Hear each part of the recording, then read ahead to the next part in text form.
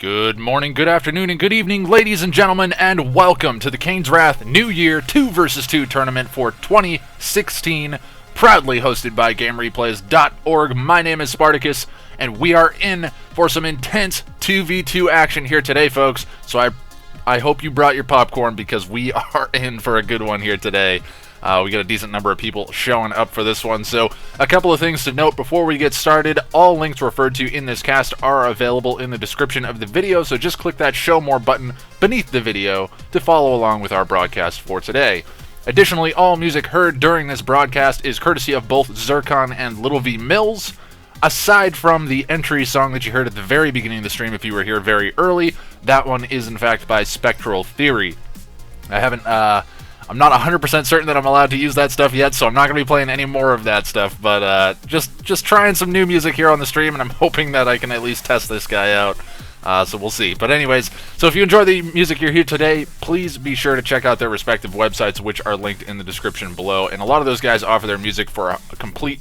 You can download their complete libraries for free, so be sure to check them out. They are definitely worthwhile. But furthermore, if you find yourself bored during the downtime we'll inevitably have in between games or series, feel free to click on that I button in the top right of your video screen for direct links to past events and single game commentaries on my channel. Now, with that out of the way, let's discuss the specifics of today's event. So today is going to be a single elimination 2 vs. 2 tournament, so it's going to be pretty straight up, pretty straightforward. No prizes or anything like that. This one's strictly for fun, but we do have a decent number of people showing up and a couple of big names showing up as well, so I'm looking forward to it. It's going to be a good bit of fun. So all games excuse me, all games are going to be played as best of 3 until the semifinals, which will be best of 5, and concluding with the third place and finals matches as best of 7 series. Pretty standard stuff. That's what we normally do. And let's jump into the starting maps for the different rounds. So the round of 32, if we had 32 teams, that would mean 64 players. Pretty unlikely, but based on the way the bracket works, we may end up having some kind of an abridged round of 32. So in the event of a round of 32, that one will start on Unsound Investment. The round of 16 will kick off on Battle City. Round of 8 will kick off on Ice Arena. The round of 4 being the semifinals will start on Forgotten Dunes. And then the round of 2, which will be the finals, and the third place matches will start on Red Zone Rampage. That's right, Red Zone is going to be the starting map for the finals. Probably not something you guys would have expected for a competitive 2v2 tournament, but that's what we're throwing at you. So I hope you guys are all geared up and ready to go. I gotta tell you, it's good to be back, guys. It's good to be back. I'm kind of buying time right now just because I don't think the brackets are ready, but I'll tell you one thing, it is nice to be back and casting again. I've been a bit out of the loop. I did cast yesterday, so if you guys missed that, check out the Tiberium Wars 1 vs. 1 New Year's 2016 tournament. That was actually a lot of fun. We saw some pretty crazy stuff, and I won't spoil that one for you, but definitely go and check that out. That was cast yesterday at, I think, 8 o'clock a.m. Eastern Standard Time, 1300 GMT. We had a decent turnout for that one. It was a bit low on the player count, but not too bad overall. But anyways, I think we may be taking a short break. I was hoping that by the time I got through my spiel this morning that the brackets would be up and running, but it does not look... Oh, wow, wait a second. Okay, alright, cool. The bracket is up and running. Let me see if I can put this up. Hopefully I am not wrong before I say this. But anyways, before I jump into that, I'm going to give a quick shout out to somebody that is going to be streaming kind of alongside me here today. Not in tandem, but kind of alongside. So if you guys are looking for some games to watch while I am in the middle of downtime during the stream, you can check out twitch.tv/dismalgaming. That's DISMAL gaming, all one word, over on Twitch. And definitely worthwhile to check that out. I would imagine he's going to be casting a few games. I don't know those guys terribly well. I think I've talked with him before. I've definitely seen him around. He said he had me on Skype, so I'm not sure who he is exactly. May have just rebranded himself. But anyways, Dismal Gaming going to be over on Twitch. I think he's going to be looking to cast. I think he's off doing something else right now. But at any rate, it's nice to hear that somebody else may be casting the event. If nothing else, maybe they'll just put up some gameplay for you guys. But anyways, let's jump into the bracket. Let me see if I can throw this up on the screen. Hopefully you guys can hear me okay. Let's see. Let's get this up on the screen. Here we go, and I'll have to get my reference info. Okay, let's throw this up on the main monitor. So there you go, folks. There is our bracket for today. You can check that out again. It's linked down in the description of the video, so you can check it out for yourselves. Also, check out the sign-up topic on Game Replays for information about the players that are signed up and are teamed up here. So I don't know if I have my info right, because there's a couple of teams on here that I'm not even recognizing. Let me see here.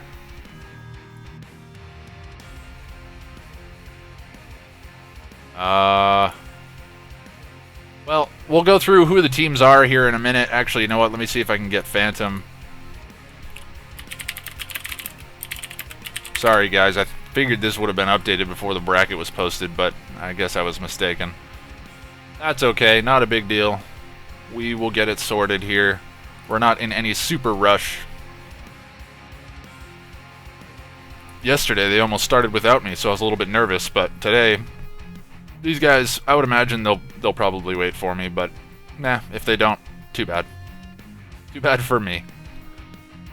Oh, where is it? Where is it? Come on, Phantom, I know you know. I know you know the list. Where is it? Well, I think I'm going to try to run through it as much as I can. So, Team BirdBert is actually going to be the team of Phoenix and WookieBert. And Team Batman and Robin, I have absolutely no idea who that is. Team Selena's Love, going to be the team of Randomness FT and Diredo. I can't even, you know, I'm not even sure if I'm pronouncing this guy's name right. I've been saying that for a number of tournaments now, and I'm pretty sure I've got it wrong each time. But it's Randomness FT and Diredo UA. Down below that, who do we have? We have Pinky and the Brain. I have no idea who that is. Yeah, I have no idea who any of these teams are. Thought I'd be able to get through some of them, but let me just see. So Pinky and the Brain, Onezee, Onezee. I like that one. Team Onezee is going to be Z, Tipsy, and One Vision. So I'm not sure who Pinky and the Brain is, to be honest. Team Russian Mafia. Team Russian Mafia is Saz Doddle, which I think is Bravo 3, and Haru Spec, so that's actually going to be a decent team right there. Team Macaroni and Cheese, again, I have no idea who that is. Team Tell Alabaster? Okay, Team Tell Alabaster is a team of Legend and Alabaster, who would have thought? So I'm not sure who those guys are, but anyways, that's that team. Team Lion and Lamb, I have no idea who that is. Still no word from Phantom. I have no idea who these teams are. Sorry, guys. I don't know why the bracket would be posted without the team info being readily available, but is what it is. Is what it is. Yeah, is it gonna be updated here, Phantom? I really hope it is.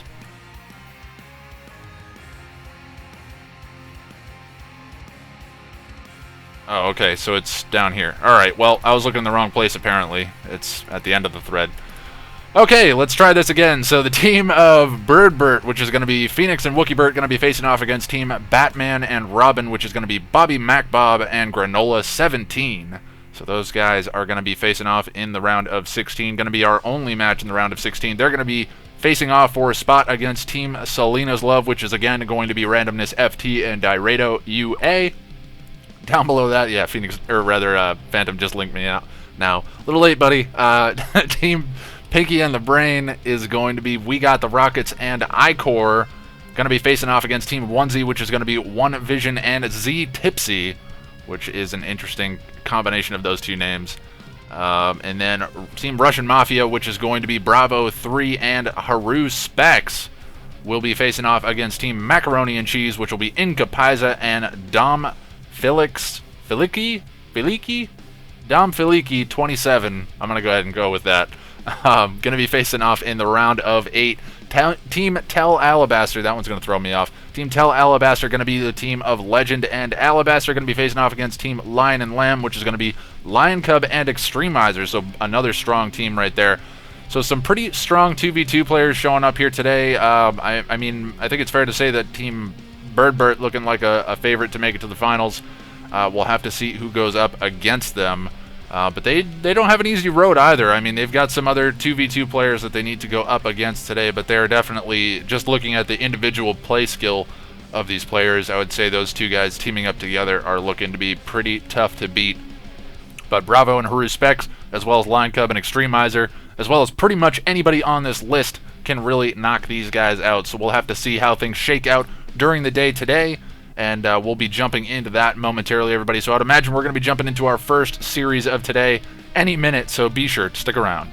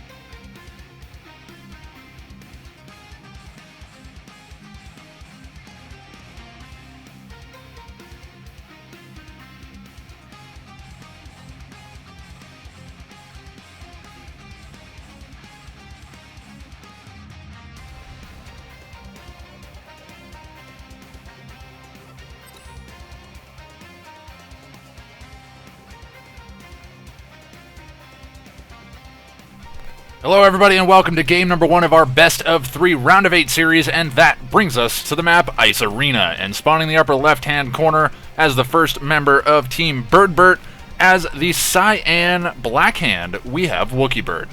And sliding over to the right, his teammate as the pink Nod, we have Phoenix.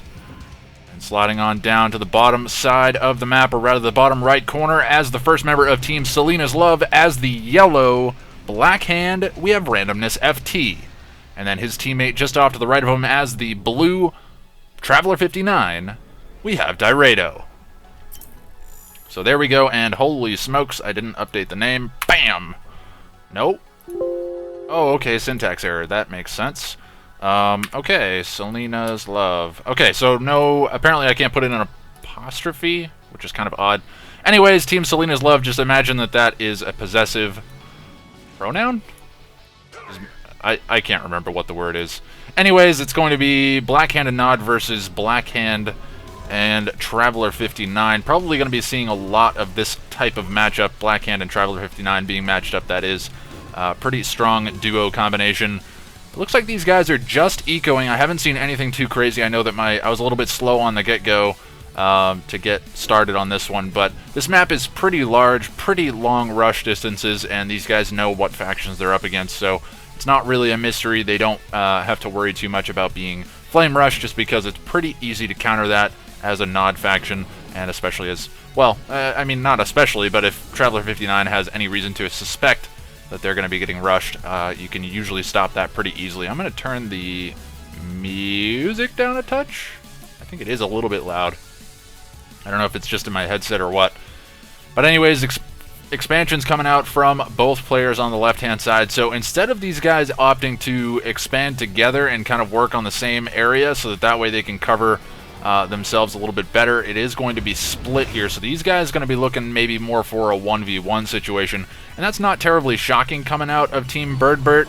But Team Selena's Love going to be trying to capitalize on this by hitting this right field here. The expansion from Phoenix, but immediately the Harvesters getting pulled off the line. No Harvesters have gone down, taking quite a bit of damage, but they don't actually go down. So great control here coming out from Phoenix, and that's exactly what we would expect at this stage in the game. Makasik's going to be coming out, but getting spotted straight away here by a Raider buggy from Phoenix. So he knows that these are on the way. Makasik's not terribly shocking to be seeing those guys out on the field. Interestingly, opting to go for the disc segments. I wouldn't have expected that, but I'm not sure. That's really odd. I mean, they're up against Blackhand and Nod, so only Phoenix with the Nod faction can actually go into the air, and it's not even all that common to see Vertigos and I mean, really, you don't have that much of a threat from the Venoms, at least not in this stage of the game, so disc segments seem a little bit odd. I mean, yes, they are pretty good against vehicles as well, but it just seems like an odd choice when you could have gone with those shard launchers. But it will be disc segments nonetheless coming out from Diredo, and it's looking like one Makasik did go down straight away, but the bikes now from Randomness FT going to be joining the fight, so it is going to be a 2v1 here in the field of Phoenix, and I don't know if WookieBird intends to support him here. So yes, he has dropped a hand of Nod here. So again, this is where you start to worry a little bit about these split forces, but another Makasik going down. Phoenix really doing a great job of picking these Makasik's off. The disc segments just not dealing out the DPS that you would expect of these Makasik's this early on. But, ooh, Buzzer Swarm support power coming in, going to be looking to clean up a lot of that infantry. WookieBird not paying attention, going to be losing pretty much all of his infantry there. That's really unfortunate. He does not want to be losing that amount of infantry this early in the game, especially to a support power like that, but pretty tough to stop it nonetheless. He was likely looking elsewhere. But anyways, bike buggy out from Phoenix, not terribly surprising to see that, and man, I'm getting a lot of visual tearing. I'm not sure what's causing that. Hopefully it's not too immersion breaking for you guys, but anyways, Makasik's going to be kind of chilling out here in the top right corner. They don't seem to want to engage into the bike buggy, and I can't really fault them for that. Whoa, fast Devastator warships coming out here from Diredo. This is interesting. I wouldn't have expected this. Wow, this is really, really laggy. I'm going to try turning something off here. Let's see if that fixes anything. Turned off my local recording. We'll see if that fixes it. I don't think I'll need it. But anyways, some infantry here coming out from BirdBert, going to be putting some pressure on the expansion of Randomness FT, going to be looking to take down this refinery. A refinery actually dangerously low on HP, and that infantry should be able to kill it off. I'm kind of surprised that no shredder turrets have been drafted to really stop this, but it looks like he's more focused on trying to stop these Scorpion tanks, but really the Scorpion tanks aren't the ones you need to be worried about right now. It's the infantry that are literally tearing your infrastructure apart that you need to be focused on. But anyways, bikes and a couple of buggies mixed in here for Phoenix, going to be up in the top of the map. BirdBert saying that Leaf is spamming him. Not sure why he would be spamming him, but anyways, another Makasik going down, and I think maybe only one bike going down, 2 bikes going down. Yeah, those disc segments really not doing the work for Diredo as he would expect them to. Not that you would really expect disc segments to work well into bike buggy, but anyways, we are seeing Devastator warships. They could potentially get picked off here, but it looks like the focus is more on the ground forces. But now that the ground forces have been picked off, the Devastator warships are next on the cards. But great splitting here coming out from Phoenix. Going to be splitting up all of his units just to make sure that those Devastator warships can't just immediately splash down an entire army. He is starting to thin the numbers here, and that's what you want to be doing, especially with a large air fleet like that. Doesn't look like Traveler engines are upgraded at this time, but it's not going to matter too much. Those guys are pretty slow on the draw. But anyways, Warp Chasm is down. The Hexapod's on its way, but it's a long ways out from being finished, and the rest of the forces here of Diredo are being completely cut to pieces here by Phoenix. And then down on the bottom side of things, we see BirdBert completely cleaning up this expansion here from Randomness FT. We hear a Tiberium Catalyst missile. Where is that going to hit?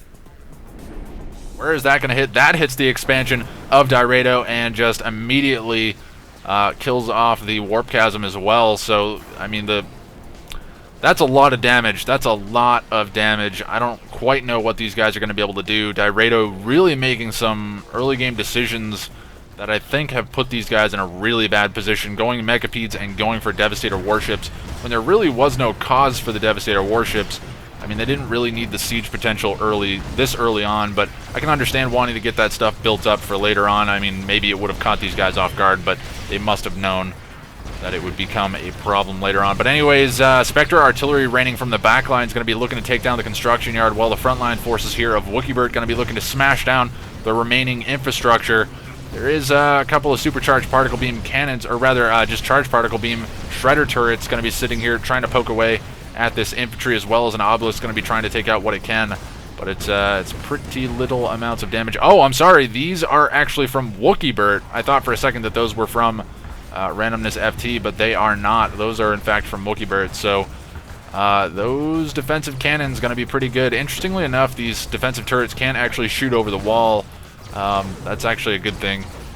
I really hate it when they can shoot over the wall. It's like you see the cannon, there's just no way that they could shoot over those mountains, and then they just shoot straight through it. It's like, I don't know about that. But anyways, infantry just going to be doing the slow push forward here from BirdBert, and DC? Really? Really? From Diredo? I mean... Alright, well, Diredo has been defeated. Probably not what I would have expected in this tournament, but well played coming out from Randomness FT. I suspect that he's going to toss it in, maybe just throwing down all the support powers just to have some fun, but it's looking like it's probably going to be GG. I would imagine he's going to tap out here in the near future. And there he goes. So Team BirdBert going to be up 1-0 in this best of 3 series. So an interesting game number 1, I would say. Diredo really making some strange decisions early on. I don't know that I necessarily agree with them, but DCing at the end of the game I most certainly don't agree with. But then again, he may have been lagging. It may have been a legitimate disconnect. I'm not quite sure. It seemed a little bit odd timing, just based on the fact that he was kind of dead. But anyways, we won't dwell too much on that. I'll leave that up to the fair play guys, or rather the referees, to decide what we're going to do about that, as obviously disconnecting during a game is pretty much unacceptable. So we'll see how things shake out. I'll let Phantom kind of chime in on that one, but that'll take us into game number 2, if there will be a game number 2. Otherwise, Phoenix and BirdBert will be moving on. I'm going to hope that there will be a game number 2, but we'll have to check in and see. But anyways, we're going to take a short break, and we'll be headed into game number 2, so be sure to stick around.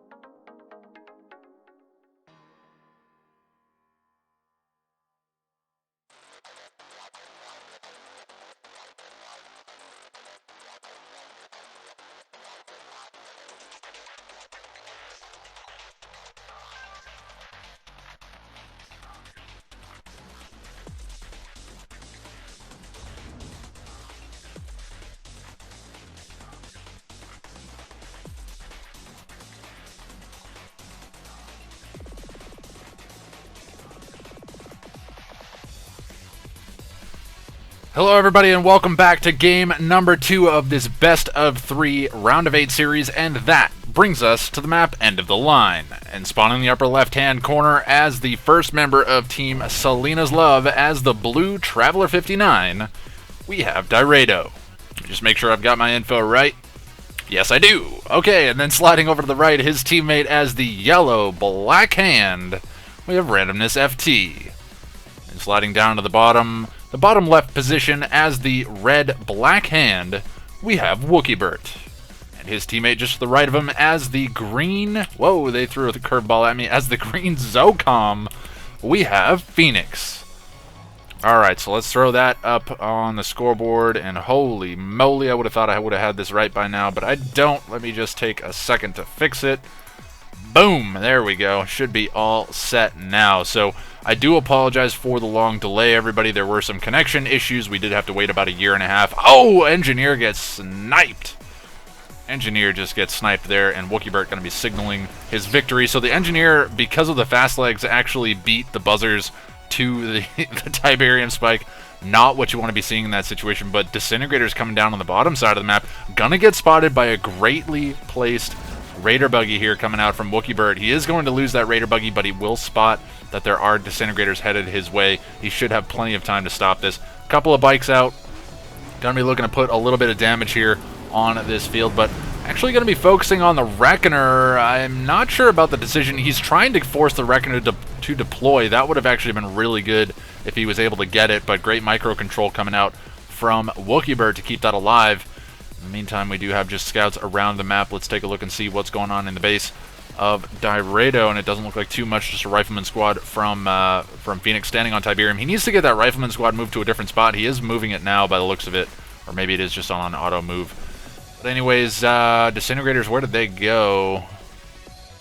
Okay, so Disintegrators still running around looking for an opportunity to just poke in and do some damage, or at least force these guys to run around the map.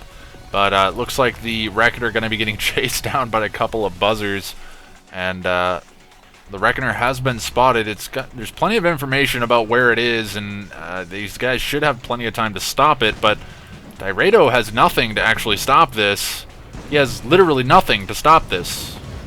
Did he invest so much in those Disintegrators that he's just dead now? I'm at a loss for words. Reckoner comes in. It's a second refinery. Second refinery comes down. He knew a Reckoner was coming his way. Luckily, it's only one Black Hand squad in there, so actually maybe this was a smart move. Maybe this was a smart move. The Reckoner is now destroyed. He did building block out his own war factory, but was not able to block off the warp chasm. But anyways, the warp chasm will survive. Not warp chasm, but warp sphere rather. Warp chasm is for the hexapod and obviously every other unit you can create. But anyways, a little bit of Harvester harassment coming down on Randomness FT's field. One Harvester down below a half HP. That's a little bit scary. That Harvester could go down. It looks like actually BirdBert going to be focusing his efforts on that as well. This Harvester actually might go down. Randomness FT, he just lost a fully loaded Harvester to one Pitbull and one Confessor Cabal squad. That's not good at all. He was likely focusing elsewhere, probably on this battle down here, but all the same, you need to be paying attention to your Harvesters when they're taking damage. It's a very critical thing to do.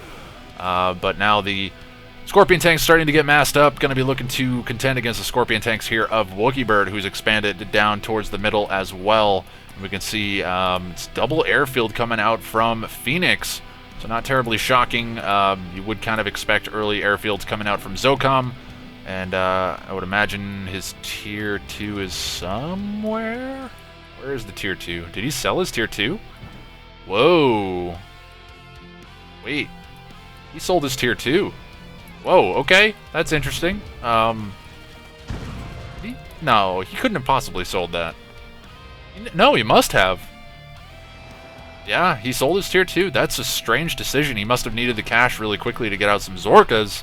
Zorka's going to be the unit of choice here, maybe just doing a little bit of trolling, or I don't know. Zorkas, I go back and forth on their usefulness. I mean, you don't see them played used very often just because, well, first of all, Zircon doesn't get played very often, but Zorka's thought to be a bit difficult to use just because of the fact that they don't target units the same way that Orcas do. A little bit of splash damage from some leftover mines going to be taking out a part of a disintegrator squad there, but BirdBert going to be baiting this a little bit, going to be taking his Scorpion tanks in, but unfortunately one Scorpion tank, should have gone down there, but reverse move, he should be able to keep that alive. Reverse move bug almost lost that Scorpion tank. That MCV is unpacked. That should be the focus right now. MCV taking a lot of damage. It's not going to be able to get away. That MCV is going down for sure. That is a huge blunder from Randomness FT. Not what you want to see. The MCV going down for free. That could have just been... Wow, that was a lot of rhyming.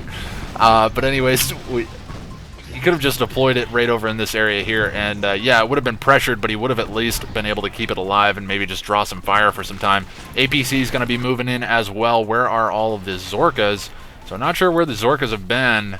Looks like they're returning from a bombing run somewhere. Okay, so they've been hitting the back base here. And all of the Scorpion tanks for Randomness FT have actually fallen back here. And mines being dropped all over this hill. So if they do choose to move forward, they are going to be eliminated. BirdBert may use that to his advantage here in the very near future. Meanwhile, Diredo, not a whole lot coming out of him. At least not that I can tell. I don't know if he's like maybe AFK or something, but he's built like a few gunwalkers. I haven't seen much of him, if anything. And now Randomness FT is going to be sending his Scorpion tanks back. It's a little bit interesting. You know, Diredo's not a bad player, and I'm kind of surprised to see him playing like this. I don't know if he just went for some kind of a crazy strat and it was stopped, but Tier 3 is now done for Diredo. That may have been what happened. He may have gone for a fast Tier 3 and then it was eliminated by the Zorkas. But anyways, support powers being called in mass by Phoenix. And yeah, he's actually going to call in the Zone Trooper drop pods, or rather Zone Raider drop pods on the front lines. Going to be looking to kill off whatever he can here. Should be able to kill off those infantry with the sonic grenades as well as level these power plants. And ooh, that will actually keep that Shredder turret offline. He needs to focus down those turret hubs quickly, though it's not going to matter too much. These guys are just steamrolling their way to victory. It's looking like it is just the slow push to victory here for Team BirdBert, and this is probably going to be it. Jump Jet actually gets these guys out of the range of the Shredder turrets, but Diredo has thrown in the towel, or has actually just been eliminated. And now Randomness FT just going to make these guys work for it here. Repair tool is on, but it's not going to matter too much. Last structure getting focused down there, and Randomness FT has been defeated. Team BirdBert take game number 2 and the series.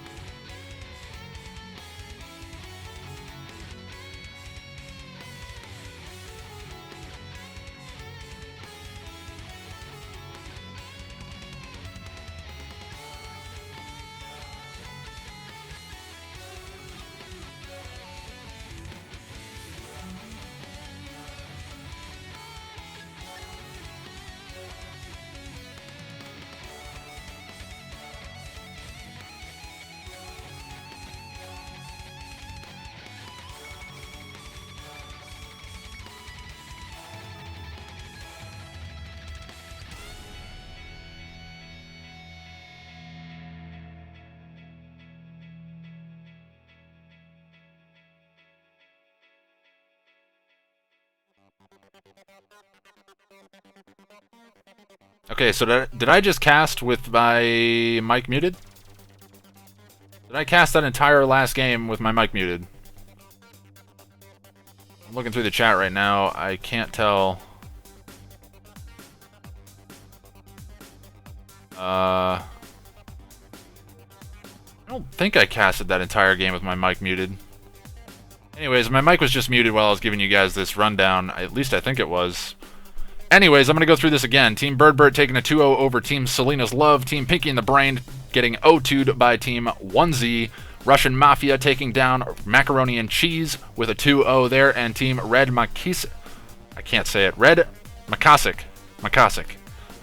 That's the one I'm going to go with. Red Makasik taking a 2-0 over Team Lion and Lamb. Again, I'm not sure. I would imagine all of these results are official, not just like disqualifications or anything like that. But anyways, that's going to be it for right now, and that's going to head us into the semifinals. Hopefully my mic was not muted for the last game. I don't think it was, because I didn't see anything about my mic being muted in the chat, but then again, you guys may not have actually said anything, so I don't know. We'll just assume that I did okay. That's going to take us into the semifinals, guys. I'm going to go and hunt down a game, and we'll be right into the action, so stay tuned.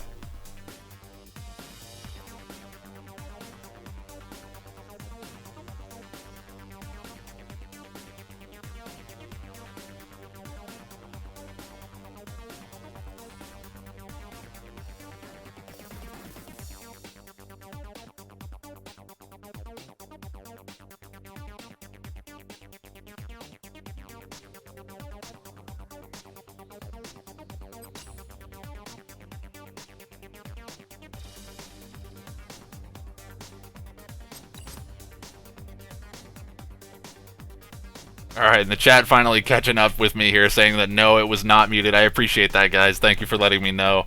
Again, I'm still getting used to XSplit, so I think some of my key bindings may mix with things here and there. But yeah, we're getting the hang of it.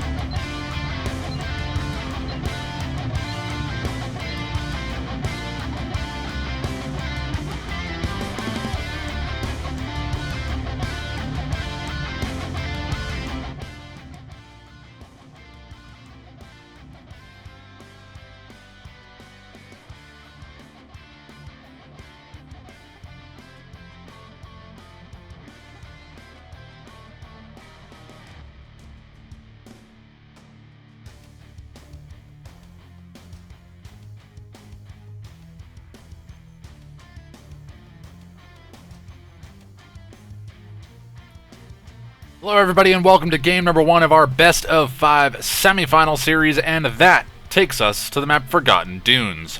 Sliding over to the left hand side, on the bottom side of the left as the first member of team Onezee, as the purple GDI, we have One Vision. And then his teammate just above him as the pink GDI, we have Z Tipsy. And then sliding over to the right hand side as the first member of Team BirdBert, as the green Traveler 59, we have Phoenix.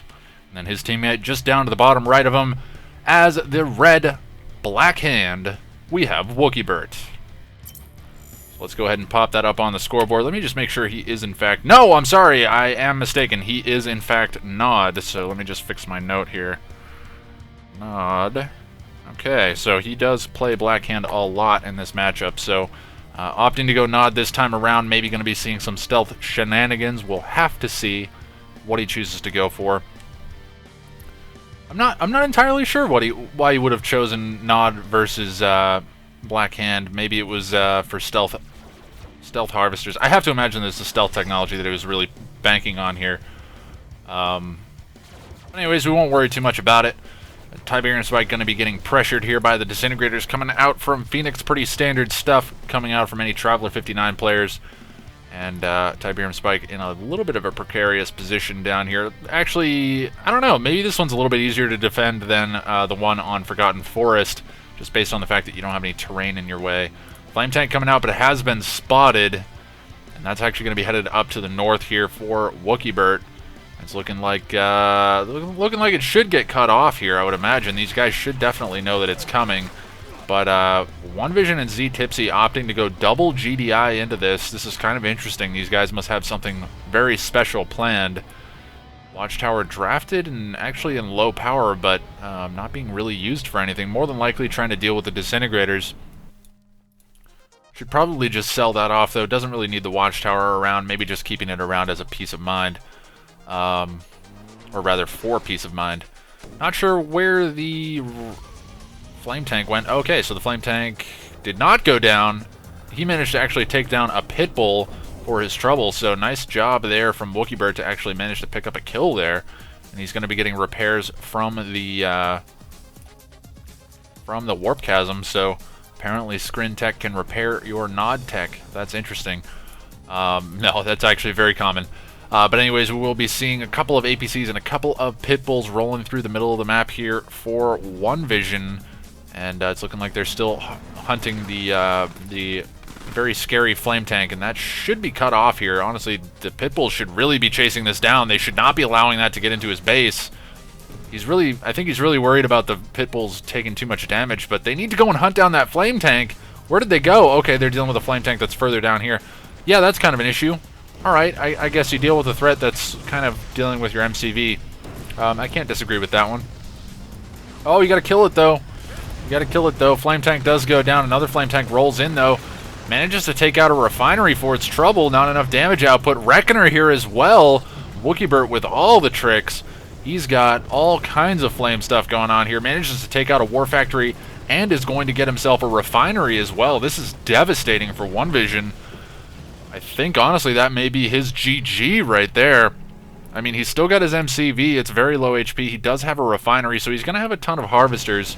He's going to be forced to sell up his entire base, though, so his entire main base is pretty much toast, which means that that Z Tipsy could capitalize on this and just kind of build over his economy over into this field as well, and then just allow OneVision to kind of do his thing down on the south side of the map. But he is very far behind. He's going to need some assistance down here, as I would imagine Team BirdBert are going to try to capitalize on this pressure that they put on and just continue the assault here on the bottom side of the map. One refinery, more than likely a war factory on the way here for OneVision. I have to imagine that's what he's building. I mean, it might be another refinery, but honestly, he needs production right now, and he needs it right now. Otherwise, he's going to be stacking up cash faster than he can count. What else is going on here? Just looking in this base, just infantry stepping on Tiberium. Some disintegrator squads getting caught out there by the APCs and Pitbulls of OneVision. So managing to do a little bit of cleanup around the map. Black Hand Squad going to be rushing in here, but going to be getting crushed. Great spot here from OneVision to actually see that. Great Harvester Micro, too, to actually kill that off. Packing up his MCV was a bit risky, but he managed to get down the second refinery before he had to worry too much about it. So he's got pretty significant income on the way in, but he's about to be pressured here by Phoenix. And I would imagine he sees this coming, but they need some reinforcements down here, and they need them now. It looks like there are some pink reinforcements coming in from Z Tipsy, and OneVision is desperately going to need that help.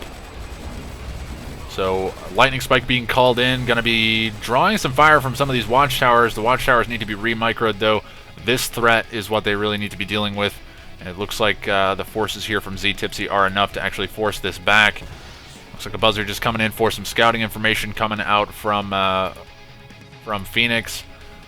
Not sure what these guys are beaconing. Maybe just saying that they've got vision up on the top side of the map. Want to continue that up and around the sides. But anyways, let's take a look and see what's going on in these guys' base. I would just want to see what they're up to as far as tech. Looks like there is a stasis chamber down for Phoenix.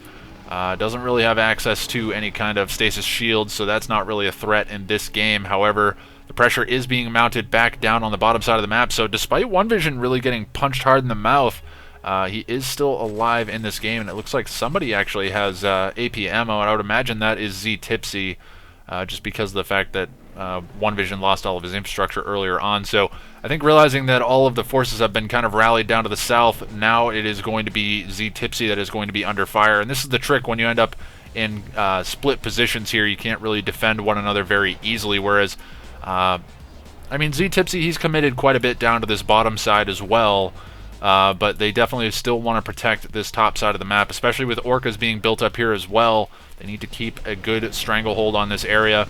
There is a decent-sized force here coming out from Z Tipsy that should be able to hold the line for a time, but there are cultists on the front lines now that are going to be snagging away some Predator tanks, and that's not what you want to be seeing at all. Orca's going to be on the move here, not sure where they're headed. It looks like they're going to chase down some Bike Buggy. Probably should not be chasing down Bike Buggy, to be honest. Looks like some hammerheads going down there. But what else do we have coming out? It looks like it is going to be Shock Trooper spam coming out from from Phoenix at this point in time, but Cultists coming in, going to be getting lots and lots of captures here, but they need to be careful. The Hammerhead's flying over the top. They will get gunned down here by the Gunwalkers. Now it is just a couple of these AP ammo APCs, as well as some regained Predator tanks here back in control of Z-Tipsy. Going to be trying to hold the line against that force, but Bike Buggy from BirdBert going to be coming in on the bottom side of the map, looking to do a tremendous amount of damage. Actually doing not that much. I would have thought that he would have been able to take out a couple of Harvesters, but I guess the majority of this army is in fact buggies. There are a fair number of bikes though, so they will be able to take down some Harvesters given some time. There they go. One Harvester does go down. They're going to chase down another one. That one goes down as well. A third Harvester going down. That one was empty on resources though, so not too much of a loss. But poking a little bit more damage. It looks like he's just trying to cut and run. The AP ammo APC is doing a lot of damage to these guys. Raider Buggy's tanking the majority of it, which is good because those guys can take a ridiculous amount of rifle damage. There is still a deployed Reckoner here in the base, the original main base of One Vision. But now Orca's being forced to take out bikes, and decent micro managed to take out all the bikes. Actually took out all the bikes. So that was actually a pretty good micro. Lost 2 Orcas though for the trouble, and it's just APC spam coming out from wow! Holy cow! Look at all those APCs. Holy cow, that is a lot of APCs. So that's actually an interesting choice, because I mean they're going to do well against the Cultists, and even if the Cultists grab them, it's not like the APCs are going to focus themselves down very fast. So the only problem is when you end up against Scorpion tanks, that's when it becomes a problem, but you need to start deploying minefields because these Scorpion tanks don't actually have Dozer Blades, at least not yet. Shatterer tank comes into the mix, only gets one Scorpion tank for its trouble there. If it can get a better position, it can manage to do a lot of damage. Shatterer tank going to be drawing some fire now. Gets a couple of good shots though, and it's starting to thin the numbers a little bit here, but the Cultists from Phoenix going to be joining this battle as well, most likely looking for some snags on some of these APCs, or maybe even a Shatterer tank. That would be even better, but Dozer Blade's now done for BirdBert, and he's going to continue to press forward with these Scorpion tanks. They just absolutely manhandle the APCs, even when they're in decently large numbers. But Shock Troopers in mass on the top side of the map here for Phoenix. He's going to be on the move. That's a decent size army, and oh my god, MCV going to be insta-killed on the top side of the map, and Phoenix is going to be liking that a lot, and he's just going to use this opportunity to press forward. Plasma Disc Launchers done as well, so Hammerhead's not going to really be an option here for destroying these guys, as they're just going to get focused down so fast. Teleporting around, just doing some nice micro here. Going to be able to take out the power plants. GG coming in from Z-Tipsy. I think he's realized that he just doesn't have an answer to this. Watchtower spam should be able to hold it off, but honestly there's Corruptors behind it, and it's not going to matter too much. One Vision throws in the towel shortly after, and that's going to be it for game number 1, everybody. Team BirdBert continue their undefeated streak and take game number 1. So pretty action-packed all throughout that game. Let's take a look and see the resources tab. That's kind of what I'm interested in seeing. Yeah, Phoenix kind of left to his own devices because of all of the early pressure that BirdBert put on, and he was just able to absolutely skyrocket out of control in terms of eco. You can see he ended the game with 110,000 credits himself, which is nearly double that of Z-Tipsy and One Vision. So Phoenix by himself managed to get the same economy as One Vision and Z-Tipsy almost combined. That's pretty crazy to think about. Let me just take a quick look and see what the actual resources were here. Resources gathered here. So Phoenix 108,000, or rather 109,000 to, yeah, I mean, it was pretty close. I mean, there's almost 120,000 coming out from Z-Tipsy and One Vision. But that's a lot of cash coming in from Phoenix, and he made it work. In the end of the game, he just went through with so many Shock Troopers that there was just no answer to it. So, solid game coming out from Team BirdBert. Could analyze it some more, but there's no real reason. We know what happened, and that's going to be it for that game. We're going to be headed into game number 2, everybody, so be sure to stick around.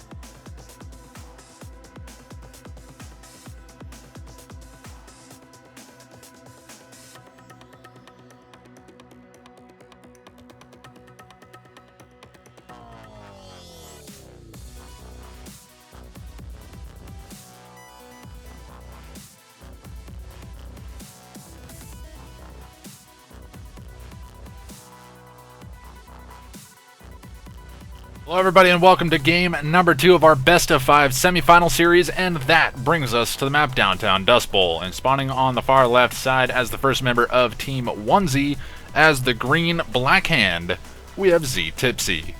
Then sliding down to the bottom side of the map, his teammate as the purple GDI, we have One Vision. And sliding into the upper right corner, or rather the right side of the map, as the first member of Team BirdBert as the red black hand, we have WookieBert. And sliding up to the top side of the map, his teammate and final member of this 4-player matchup as the cyan black hand, we have Phoenix. Let's pop that scoreboard up. So it is BirdBert versus Onezee here. It is 1-0 in favor of Team BirdBert. So Team Onezee opting to go for Downtown Dust Bowl as the map choice here. And interestingly enough, this map is very much known for its early rushes, and One Vision opting to go GDI in this matchup. So he must have something up his sleeve for this game. We'll have to see, or maybe he just feels more comfortable on GDI. Only time will tell, but early scouting going to be coming out pretty much all around the place, but it's going to be double War Factory all in from Phoenix. Is it going to be the exact same thing for WookieBert? Probably. Where is the second War Factory? No, it's not all in for WookieBert. I would have figured if anybody was going to all in that it would be WookieBert, but it's all in Bike Buggy here coming out of Phoenix, and he's going to look to put the pressure here on Z Tipsy and just eliminate this black hand as a threat. Third power plant comes down. Not sure that was really needed unless he's intending to drop another War Factory here and then sell up his own MCV. Honestly, a Hand of Nod wouldn't be a bad idea here, just to be able to hold off against the bikes.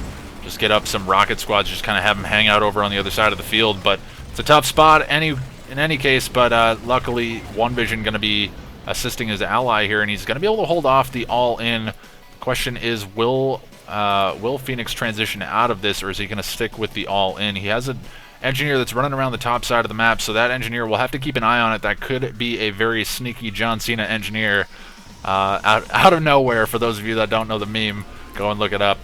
But anyways, if he does get the capture, I will play the theme song just for the lulz. But we will see. War Factory. Whoa! What happened down here? Did he sell his second ref? Did he not build a second ref? Whoa, it's a fast tier 2. Holy moly. So it's a fast tier 2 into maybe early... Wow, that's a super early AP ammo. Holy cow. He's going to be really struggling to get it. Still... Oh my god, the Saboteur runs across the green Tiberium field, almost kills itself. Running across the Tiberium, that's kind of scary to see. I'm going to have to keep an eye on that. I don't want to lose track of him, because he could, in fact, steal the MCV of one of these guys away. We'll have to see. But infantry now coming forward for WookieBert, and there's really no answer here coming out of One Vision at this point in time. He's going to need some assistance from his ally, and he needs it now. Shredder turrets need to be getting dropped down here. That's really the only way that he can even hope to hold this. He's going to sell up his War Factory. No, whoa, sells completely out of the game. Holy, he sold completely out of the game, so One Vision sells up. Saboteur running in. He gets gunned down. He gets gunned down. Could have stole a power plant, I guess. So One Vision is out of the game now, realizing he was just getting pressured too hard by the infantry forces of WookieBert. But now Phoenix actually on the back foot, really taking a lot of damage. He hasn't been able to recover from this all-in that he went for. But the question now is Z Tipsy going to be able to take the 1v1 against WookieBert? And I would imagine Phoenix could just sell up right now. I don't know, maybe he's going to stay in the game just to kind of force these guys to respond, or rather force Z Tipsy to respond on the other side of the map. But there is no MCV here. There is no MCV, no hope of Shredder turrets coming out. It's going to have to be absolutely epic hallucinogenic grenades coming out of these guys, but we don't actually see them getting thrown. They need to throw the hallucinogenic grenades. They need to throw the hallucinogenic grenades. You can't win against that infantry force. You just can't do it. Oh, he's not even going to try. That was really the only hope. Harvesters need to be called off the line, and Phoenix actually saying, "Welp, I read that wrong." But it's not going to matter too much. It looks like this is pretty much it. And the all-in from Phoenix being stopped by Z Tipsy, but unfortunately now he's being pressured by BirdBert, who has come in to add insult to injury while his forces were gone. And yeah, the Harvester's all going down. It looks like Z Tipsy was trying to harass on the other side of the map, but it's not going to matter. GG comes in, and that's going to be it. Team BirdBert up 2-0 in this best-of-5 series. Pretty solid game number 2. Actually, I'm very impressed with Z Tipsy's ability to hold that. I would have thought maybe if he was going to go all in that that the Scorpion tanks would have been a better option, or even infantry, just because it's so hard to stop when it's that close to your base. But anyways, I mean, I'm not going to fault him too much. Phoenix definitely put the pressure on enough to keep Z Tipsy out of the equation down on the bottom side of the map, and One Vision just got rolled. Due to his choice to go early AP ammo. It just blew up in his face. BirdBert spotted it and just capitalized on it. He went ahead and sent all of his infantry down to the south and just hit the base, knowing that there just wouldn't be the economy to help really hold it back. And he was right, so he managed to take a victory there, and BirdBert and Phoenix going to be up 2-0 in this best-of-5 series. It's do or die for Team Onezee. One Vision and Z Tipsy need to make something happen here in game number 3, and that's coming up momentarily, everybody, so be sure to stick around.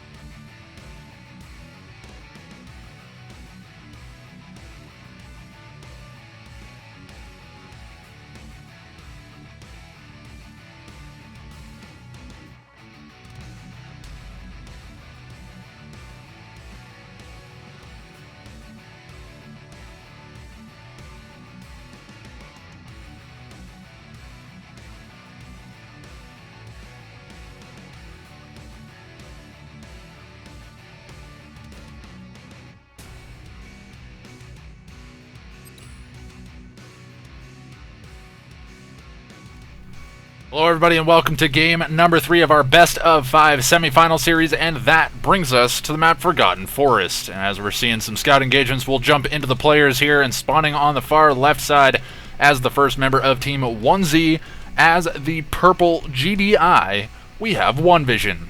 And then his teammate just above him as the pink GDI, we have Z Tipsy. So interestingly enough, these guys opting to go double GDI on this again.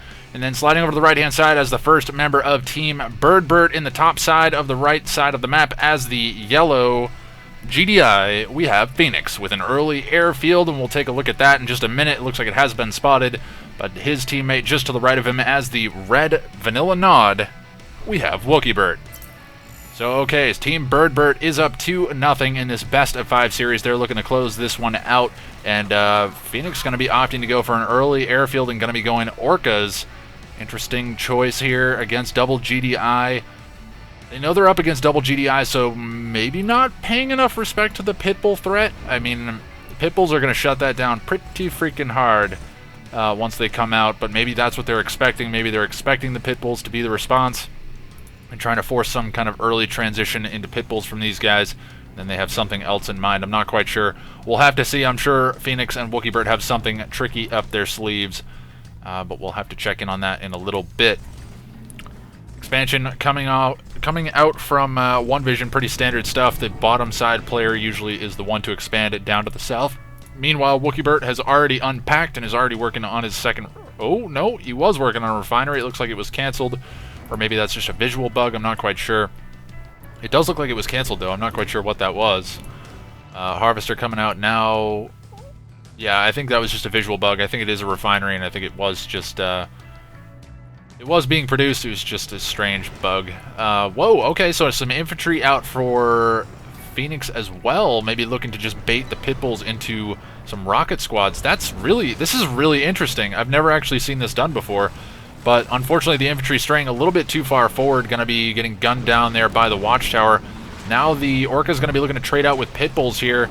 One Pitbull, or rather one Orca for 3 Pitbulls, and now going to be getting some damage onto the Harvesters as well. Going to be forcing that Harvester off the line. Not too much mining time lost there, though. Pulled a couple of Harvesters out of the good God, resources queue. I could not think of what I wanted to say there, but anyways, we will be seeing just straight up eco play coming out from Team Onezee. We did see a couple of Pitbulls out just to deal with the looming threat of those Orcas. They haven't overcommitted, though, to the Pitbulls, and I like that decision. There's only 2 Orcas out, so maybe Phoenix trying to fake an all-in airfield rush or something, but they didn't seem to bite on it. Maybe they got some additional scouting information and just realized that they didn't have to worry too much about it. Harvester looking like it's on its way to the blue Tiberium here for WookieBert. Let's take a look and see what's going on here. WookieBert with a couple of Scorpion tanks here to try to defend his Harvester, more than likely. One Scorpion tank only 1 shot away from going down. One Vision may be missing an opportunity there to actually snipe that down, and there are a number of rocket squads down here as well. They should be able to hold the line against those Pitbulls. Pitbulls may, in fact, be able to see it, though.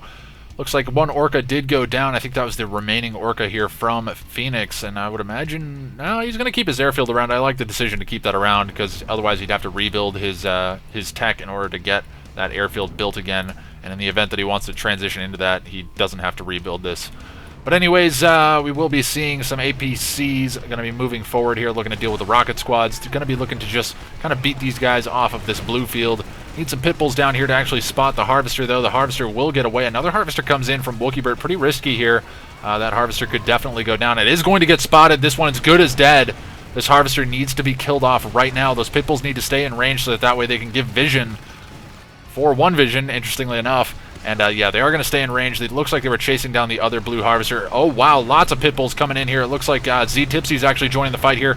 His Pitbulls looking to take down... They should be sniping down the Harvester here that has the blue Tiberium. That's the one that he really needs to focus on killing, because that's a lot of eco.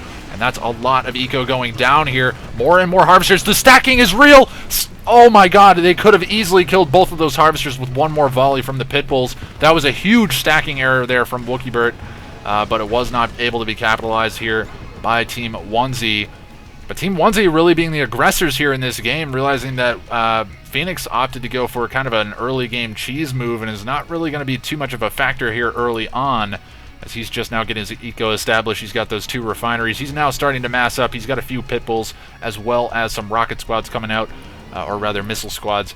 I always get those guys mixed up between NOD and GDI, missile squads versus rocket squads. But anyways, we will take a look and see. It's looking like it is going to be Predator tanks as well as a couple of APCs going to be moving forward. He needs a lot more APCs to deal with this infantry force. Either that or get some hammerheads out. Hammerheads would not be a bad idea. It is a little bit of a struggle against a NOD player just because they can easily transition to bike buggy and then have some threat in your base. But anyways, Mammoth tanks coming out on the top side of the map, coming out from Z Tipsy. So going to be going into that heavy armor production here. No juggernauts just yet, surprisingly enough, and nobody's actually committed to expanding to the middle of the map yet. I would have thought that Team Onezee would really capitalize on this pressure early on and really take this chance to expand towards the center. They really need to get an expansion up and running so that way they can start solidifying their hold up there. A couple of pit bulls going to be taking a bit of shots from these rocket squads coming out from BirdBert. And now they're actually going to take a bit of damage here. No, actually they're going to just completely die straight up to this pit bull army here from Phoenix. And one goes down. Nope, the second one will get away. No, he's going to go ahead and chase that down. So, good decision to chase that down. Juggernaut's now coming out from, I believe this is One Vision down here on the bottom side of the map. So, he has expanded towards the blue Tiberium. I don't know about expanding towards the blue Tiberium. Yes, you can long distance harvest this and then just immediately send all of your resources up here. I really don't think you need to establish a base down in this area. It's kind of unnecessary. There's not enough Tiberium down there to really warrant it. But base creep coming in now from Z Tipsy on the top side of the map. He's already got railguns done, and he's got 3 Mammoth tanks as well as a couple of Predator tanks that are going to be augmented by those railguns. And Mammoth tank caught way out of position here, is way too far forward. These guys need to be grouped up. If they get a concave going, they can absolutely smash through this Tier 1 army here. Juggernaut's sitting on the back lines as well, so it's looking like Z Tipsy's looking to really put the pressure here on the top side of the map. Needs to be careful, though. If he overextends too much without any real assistance from this side of the map, then he needs to be worried about BirdBert coming in. Orcas flying over the top have been rebuilt here by Phoenix. One goes down straight away, and it looks like the pit bulls are actually targeting those guys. Great micro here from Z Tipsy to actually focus down those Orcas. And the Predator tanks would have been in a much better position had they focused down the pit bulls here first, just eliminate that as an air threat. One Vision dropping a sonic emitter to aid his ally here, but double War Factory being dropped on the top. GG coming in from BirdBert. He throws in the towel. I think this is it. They've just been pressured off of this game. Have BirdBert been defeated? Phoenix not ready to throw in the towel just yet on this one. Avatar's coming out, but that's a huge army coming in from One Vision on the bottom side of the map. Z Tipsy's still pressuring on the top side of the map. Those Mammoth tanks just so tanky, and so much damage output too with the additional railgun upgrade as well as just the additional shots that they take, or rather fire with the rockets. So they're going to be doing more damage. Predator tanks coming out on the front lines. I like the choice to go for Predator tanks in this situation. They just have so much more damage, and they're still augmented by those railguns as well. Orca's not really going to be able to touch those Mammoth tanks, not with the assistance of the War Factory. They need to be in much larger numbers to really be of any concern here for Z Tipsy. Now they're actually getting shot down by the rockets coming out from the Mammoth tanks. So the Mammoth tanks managing to do their own anti-air cleanup here. Going to be cleaning up some of these Orcas as they're flying over the top. And I think Phoenix is just trying to stall these guys out just long enough maybe to buy himself some street cred here, 1v2. I think it would be a pretty big friggin' miracle if he manages to come out on top, because he is being pressured on both sides of the map. Phoenix realizing that he just would not be able to win this battle. He's going to go ahead and throw in the towel, and Team Onezee pick up game number 3. So I would imagine there is probably some frustration coming out from BirdBert in that game. Phoenix going for really a cheeky build early on.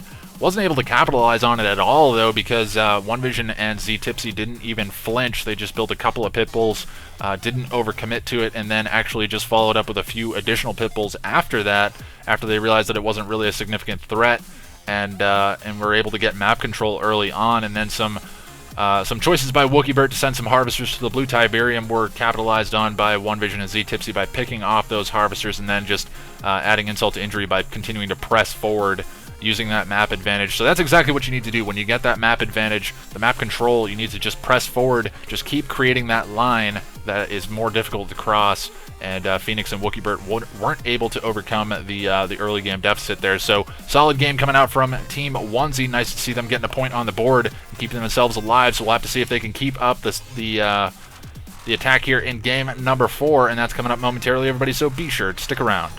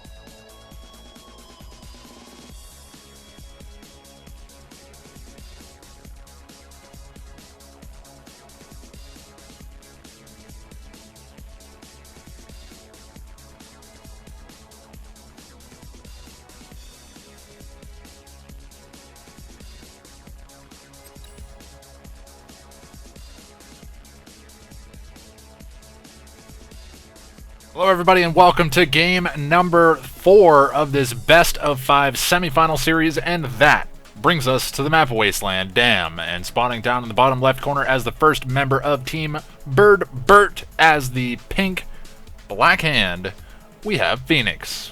And his teammate just to the right of him as the red black hand, we have WookieBert. And then sliding over to the top right side, spawning down on the bottom, I guess, of this top right side as the Cyan Reaper 17. You heard me right, Reaper 17. We have Z Tipsy. And then rounding out Team Onezee as the purple GDI, we have One Vision.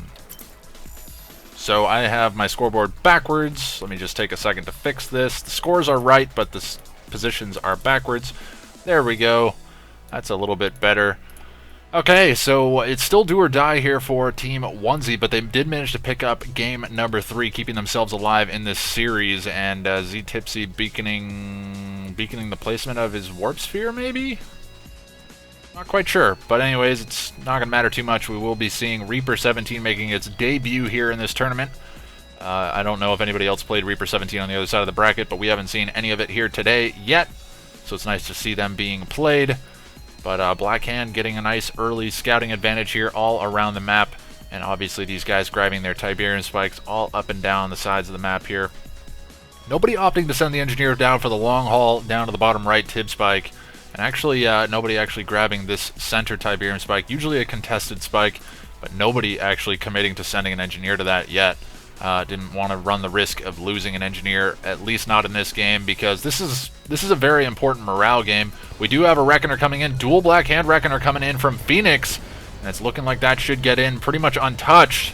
And there are a couple of bikes following up behind it, and oh, he's going to get a great position here. He's going to be able to get the Extractor as well as the Warp Chasm, or rather the Warp Sphere. I keep calling it Warp Chasm, but the Extractor definitely going to be going down. Warp Sphere might be able to be saved if he's able to drop a portal on the other side and maybe get an engineer or a simulator inside of it. Warp Sphere taking a lot of damage. If he loses this Warp Sphere, this may be GG here for Z Tipsy. I don't know what he's really going to be able to do. This is a tough spot. Flame Tank follow-up going to be coming in as well. GG coming in from Z Tipsy. So the map hacks have been debunked here, as obviously they didn't see this one coming. There was some confusion about whether or not there was map hacks in the last game. Re coming out from One Vision. No, I would imagine this is GG, no Re, my friend. Flame Tanks from WookieBert actually going to be following up and looking to clean up the remainder of this game. But One Vision completely knocked out, or I'm sorry, Z Tipsy completely knocked out. Our Reaper 17 has been defeated, and it's looking like Z Tipsy. I'm sorry, it's looking like One Vision. These guys swapped positions here on me at the last second, but One Vision finally throws in the towel, and that is going to be it. A very quick game number 4 to clean up the series 3-1 for Team BirdBert.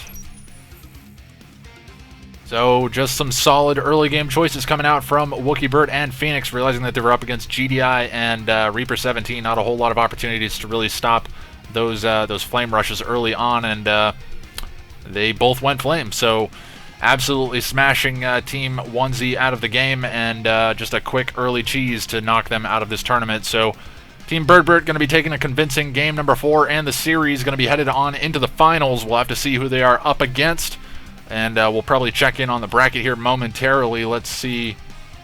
Let me check to see if the other side of the bracket has been finished.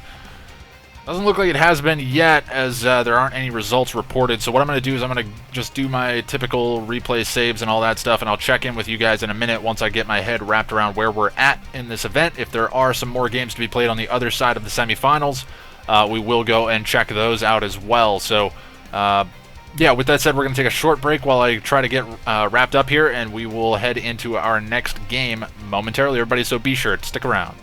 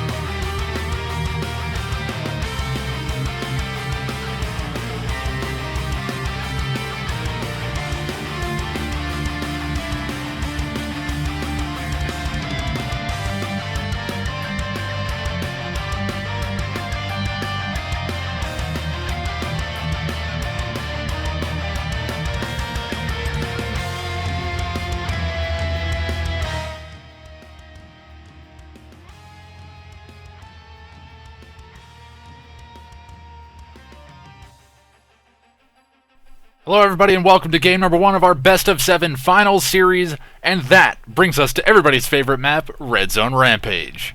Spawn in the bottom right corner as the first member of Team Red, Makasik. As the Cyan GDI, we have Nice RU, who is smurfing as Legend. And then down in the bottom left corner, his teammate as the pink GDI, we have Worker, who is also smurfing as Alabaster. We have Shadow Teams coming in, and that is from BirdBert. We'll actually just hover over that for a second. I don't want to miss what these guys get. And looks like he did get a power plant and just denying the War Factory.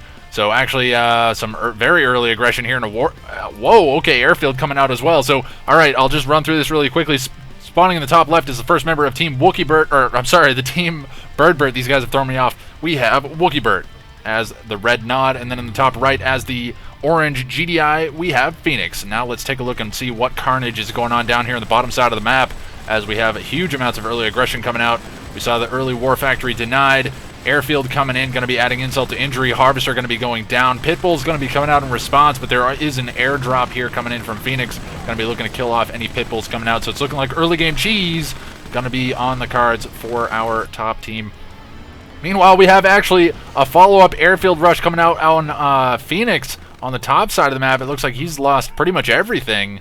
He's lost his refinery. He's pretty much dead. Phoenix, I'm not sure what he's going to be able to do. He's dropped another refinery on the blue field of BirdBert. This is really, really interesting. Okay, so MCV has been sold here by Worker, and he's going to try to keep himself alive with just a single War Factory and refinery. He needs to get out some Harvesters right now. He's got a couple of Pitbulls out just to keep himself alive, but very wonky game to say the least. Not something you see very often, this type of stuff here on Red Zone Rampage, but everybody was worried about Red Zone, but it's turning out to be kind of an interesting game here. We've got an elite Pitbull that's going to get sniped down here by the Orca from Phoenix, and actually the early game cheese may be getting counter-cheesed here. Ooh, airfield and refinery gets sold up by Phoenix. What is his plan here? Whoa, Phoenix. Did Phoenix just GG? What is he going to do? He sold up his airfield and his refinery. I don't think he's got any funds left. He's selling up his power plant. Does he actually have enough money to build a... Oh, it's going to be close. He might just barely have enough. I'm just going to keep an eye on this because it's going to get close. I don't think he's got enough. Does he have enough? It's going to be so close. Oh my god, with $14 to spare, Phoenix could not have cut that one any closer. If his power plant had taken just a tiny bit more damage before he sold it off. Holy cow. And my headset's about to die here. I got to plug this in. Sorry, guys.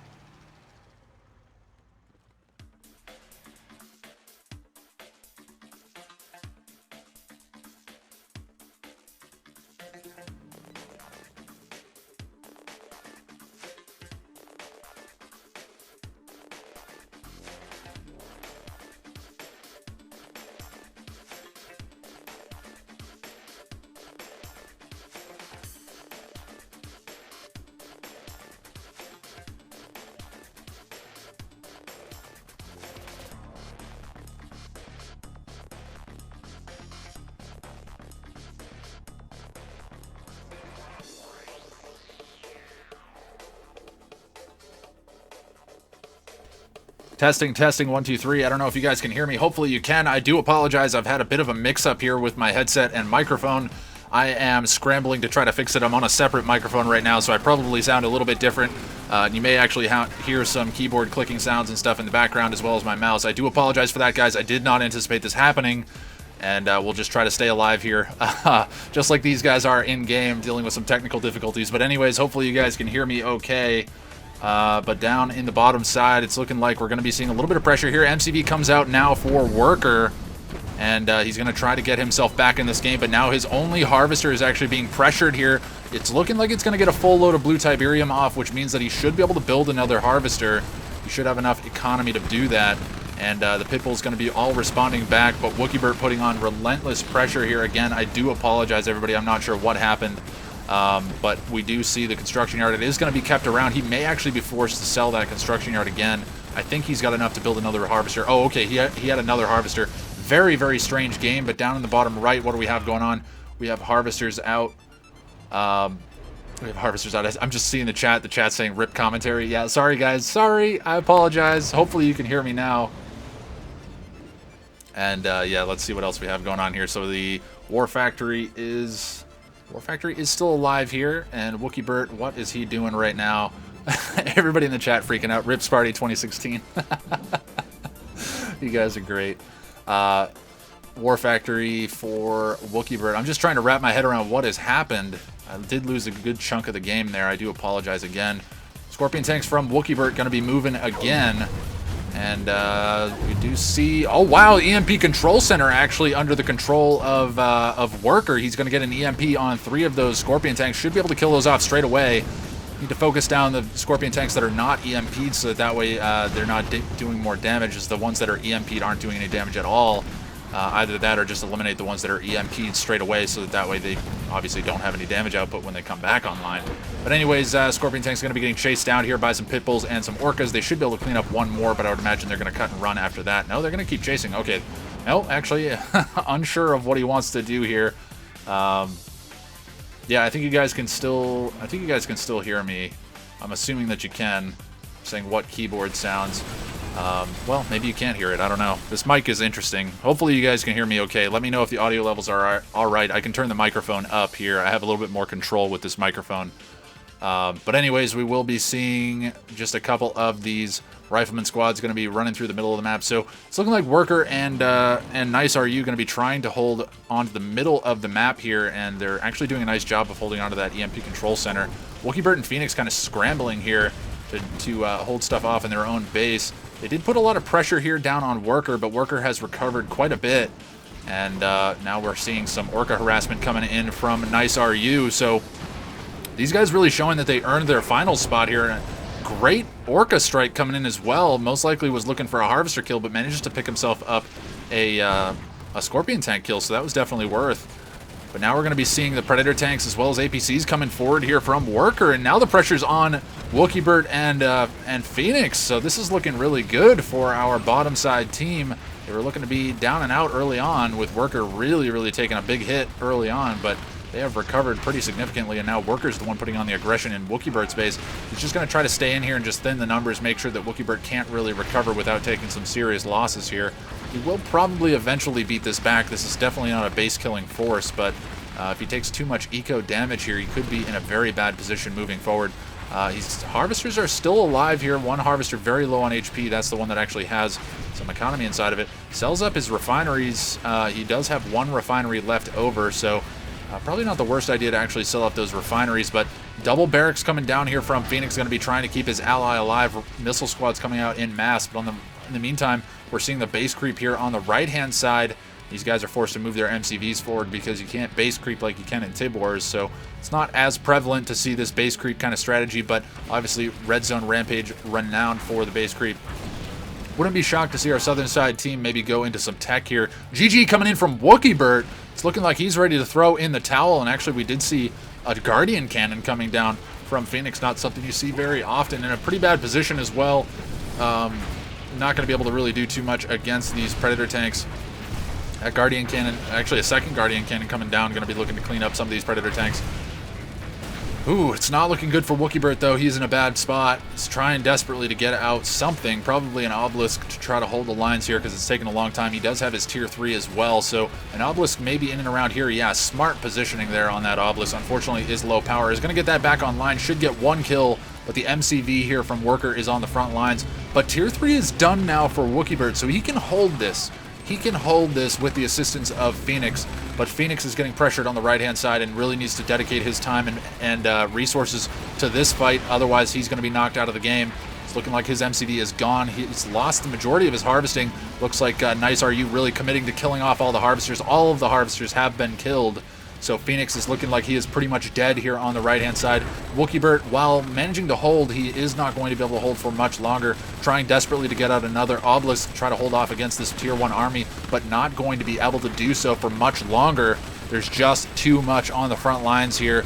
And even if he manages to get a good obelisk placement, which that one's a little bit too far forward if you ask me, going to be taking a lot of damage from the base defenses. Could possibly drop it behind the construction yard and just denied the destruction a little bit quicker. But the obelisk does go down. It gets about 3 shots off. MCB gets sold off here for BirdBert. It's looking like he's ready to tap out of this one. Probably a bit frustrated with the way this game went. Phoenix, on the other hand, has managed to hold the line and is actually beating back Nice RU on the right side of the map.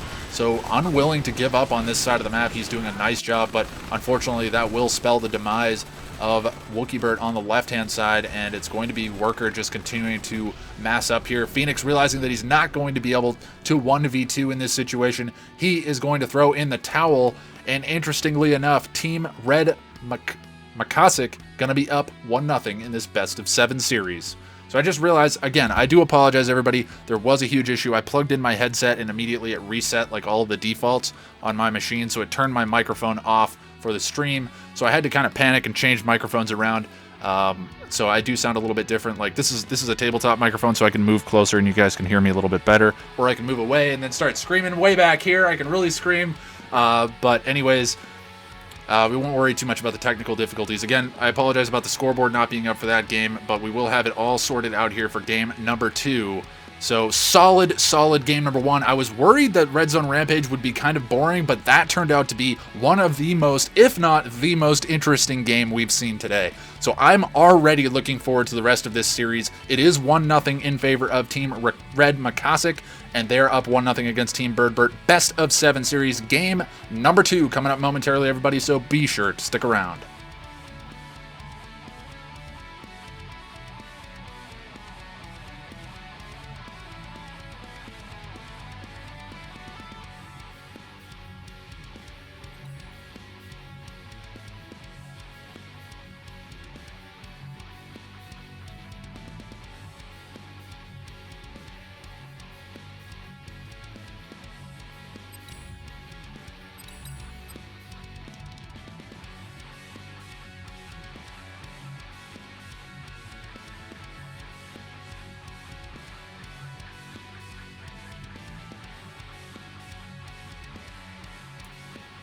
And hey, if you guys wouldn't mind letting me know, what do you think of the microphone? Does it sound okay? Is there anything that I need to do in order to make this better? I did not sound test this microphone, so I don't know what I sound like right now, whether it's too loud, too quiet, sound like I'm maybe too far away. Let me know, please, in the chat. I will be obviously a little bit ahead of you guys, so I'm just going to be looking for that in the chat. So if you could please just let me know. If it's all good, then just let me know it's all good. If it needs to be louder or quieter, just let me know. I would appreciate it. Thank you very much.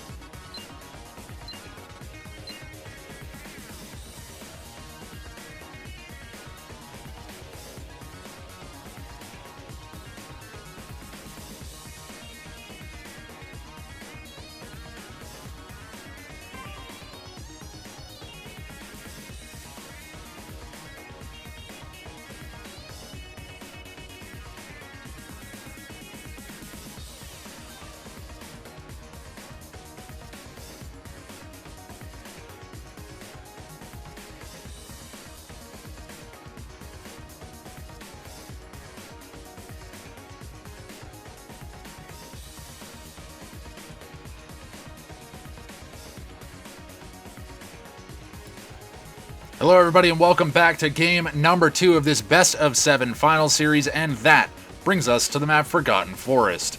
Sliding over to the left hand side as the first member of Team BirdBert as the red vanilla nod, we have WookieBert. And then his teammate as the orange black hand, we have Phoenix. And sliding over to the right hand side as the first member of Team Red Makasik, as the green nod, we have Nice RU. And then his teammate down in the bottom as the pink GDI, we have Worker. And just in case I have those names wrong, I'm pretty sure I'm right, but just in case I do, it is Legend and Alabaster for green and pink, just in case those Smurf names are wrong. I do apologize if that's the case, but I'm pretty sure my information is accurate. But anyways, again, rocking the separate mic, so you guys seem to all be okay with it, so I'm glad with that. Again, it's not so much a matter of freaking out and you know, not being confident in the mic quality. It's more just a matter of I literally didn't have a chance to test it, so I don't actually know what it sounds like. And for anybody that takes, you know, what they do with some level of seriousness, you want to make sure that your stuff works right. So that's the reason that I check in on that. But anyways, it's going to be a bike rush coming out from, I believe it is Phoenix. He's going to come in, he's going to get one bike for his trouble, and he's going to get away without taking any losses. So trading one bike for nothing right now, and I'm sure he's probably feeling pretty good about that. That's exactly what you want to do. You want to trade well early on and just force your opponents to be behind for as long as they can be. WookieBert going way down into the corner here, going to be trying to get himself enough build radius for both sides of these fields. It's a good idea to get your MCV down as far down in here as possible, because obviously if you can get build radius on the other side, you can drop base defenses as well. Definitely a good move. But Shredder Turret's being drafted just to kill off some scouts. Nothing too crazy really coming out from these guys, at least not that I've seen so far. No flame rushes or anything like that. It's looking like it's going to be a pretty standard eco game here in this game. Not really shocked, to be honest. I mean, it was pretty crazy that last game, so I'd imagine pretty much everybody is looking for maybe a little bit more of a comfortable build this time around. I think both sides were a little bit worried about how things would go down in that last one. So, again, not shocked that it's more of a standard game this time around. Double War Factory here coming out from Nice RU, and opted not to drop a second, or rather an early refinery on his expansion down here, as we do see that Worker did expand down here, already has his refinery up and running. So it is Double War Factory production coming out from Nice RU, and we can see he's actually using this opportunity to get out some bikes. He's going to try to take down some bikes of Phoenix, trading 1 for 1 in that situation, but now the bike's getting chased down. They're going to trade a bit of damage onto that harvester for the number of bikes that they brought over. So Worker going to be losing a lot of bikes in that situation. He did get a good bit of damage onto a harvester there. Brought it down to about a third of its HP, so not too bad in terms of damage. That's going to be a nice follow-up if you can get in there and kill off that harvester later on, but we will have to see. Oh yeah, scoreboard. Yeah, that's kind of a thing. Let's pop that up. I'm not sure why it keeps disappearing. I apologize about that. There we go. Everybody's saying that the scoreboard is just a distraction. I really think it's actually something that's pretty useful. Red Makasik is up 1-0. Sorry about that, guys. I thought I put the scoreboard up, but I guess I must have forgotten about it.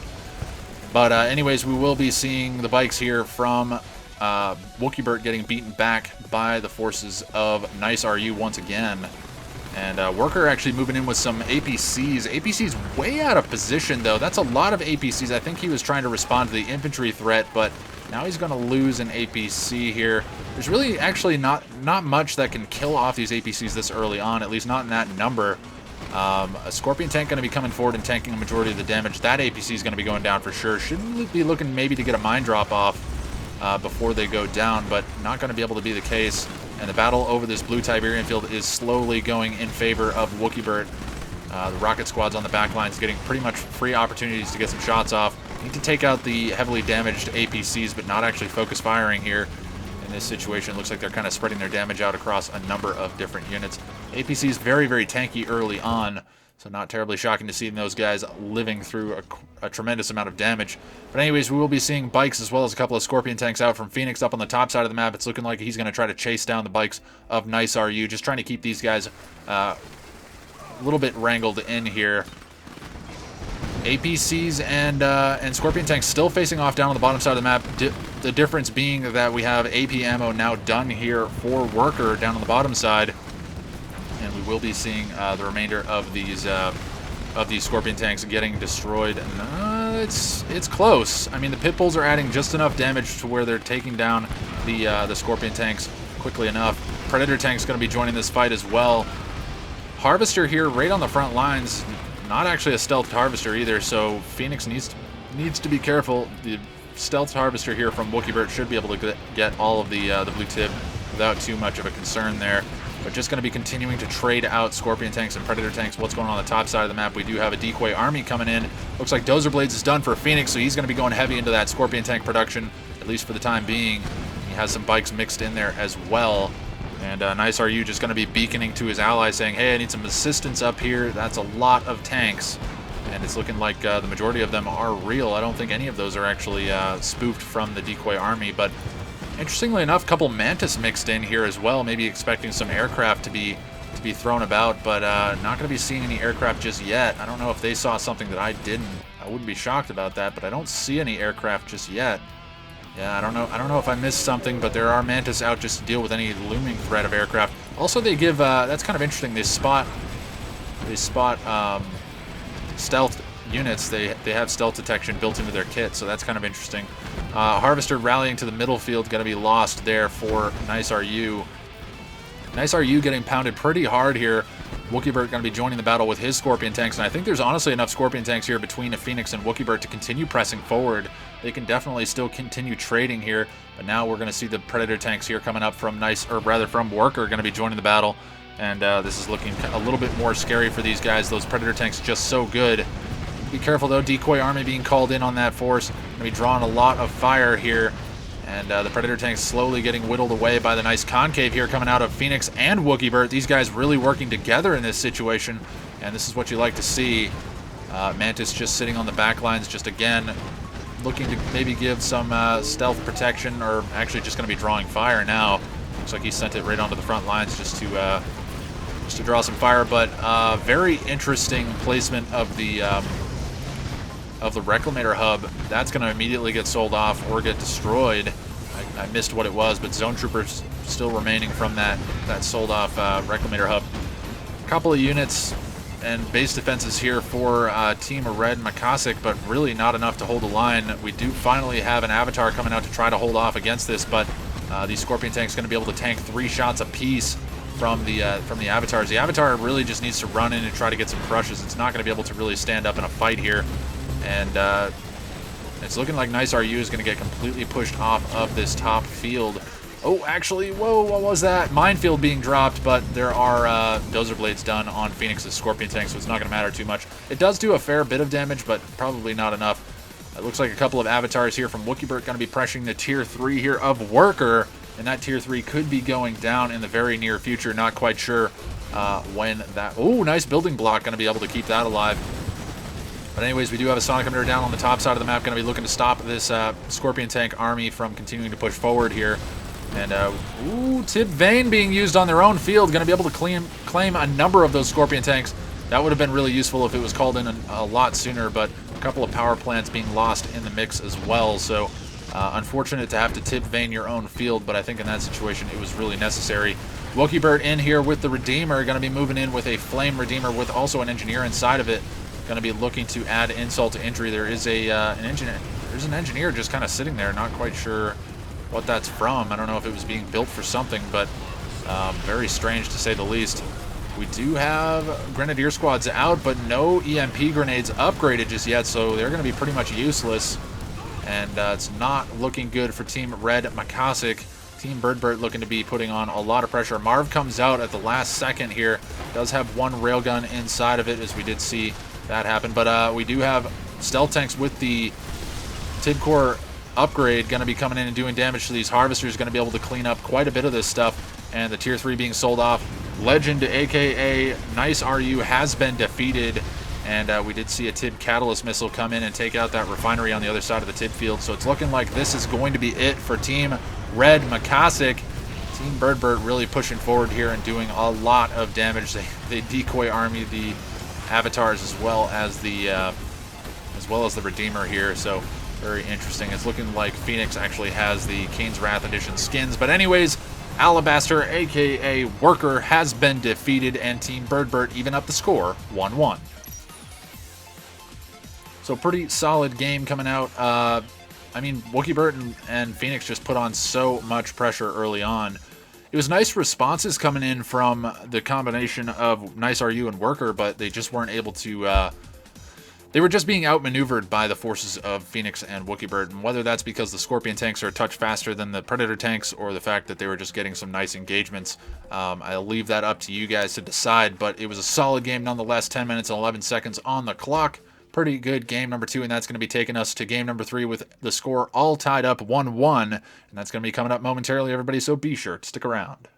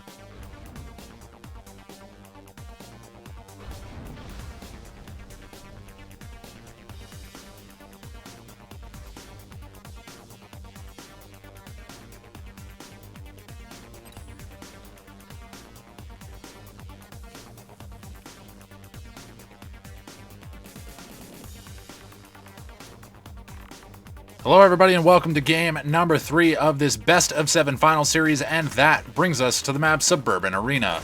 And spawn in the upper left hand corner as the first member of our left side team, being Team BirdBert, as the blue black hand, we have Phoenix.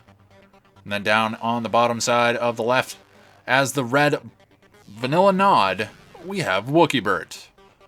And continuing on in this direction as the bottom right side.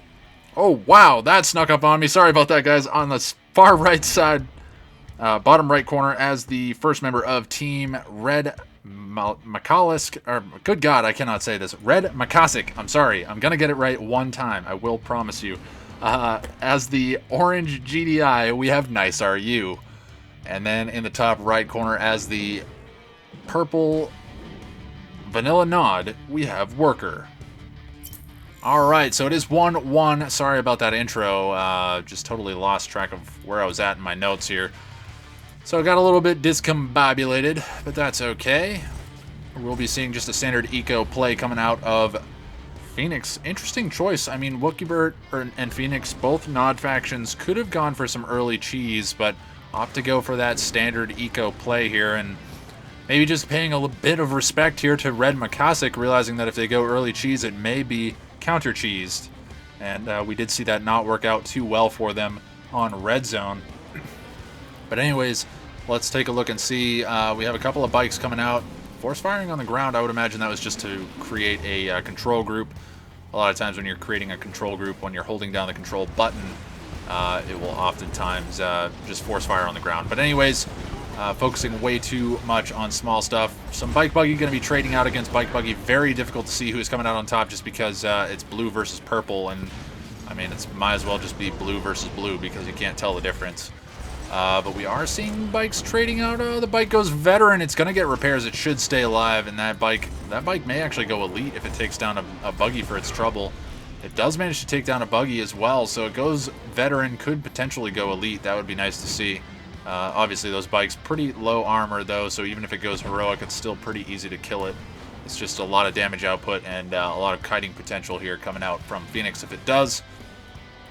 Now, Phoenix is going to move out with these bikes. He's going to look to put some pressure on the harvesters here of Worker. And he's going to be taking a fair bit of damage here. This harvester should be going down. Beacon coming out, and that harvester will definitely be going down. More bikes coming in here, and it's looking like Phoenix is really committed to the bike pressure here. Putting a lot of pressure on. He's managed to take down 2 harvesters. We have 3 Scorpion tanks out to try to hold the line here, and more than likely more Scorpion tanks coming out, but a 4th harvester goes down. Wow, that's a lot of harvesters. Or actually, it's 3 or 4 harvesters going down. I think this will be the 4th harvester to go down if it does, and I think that will.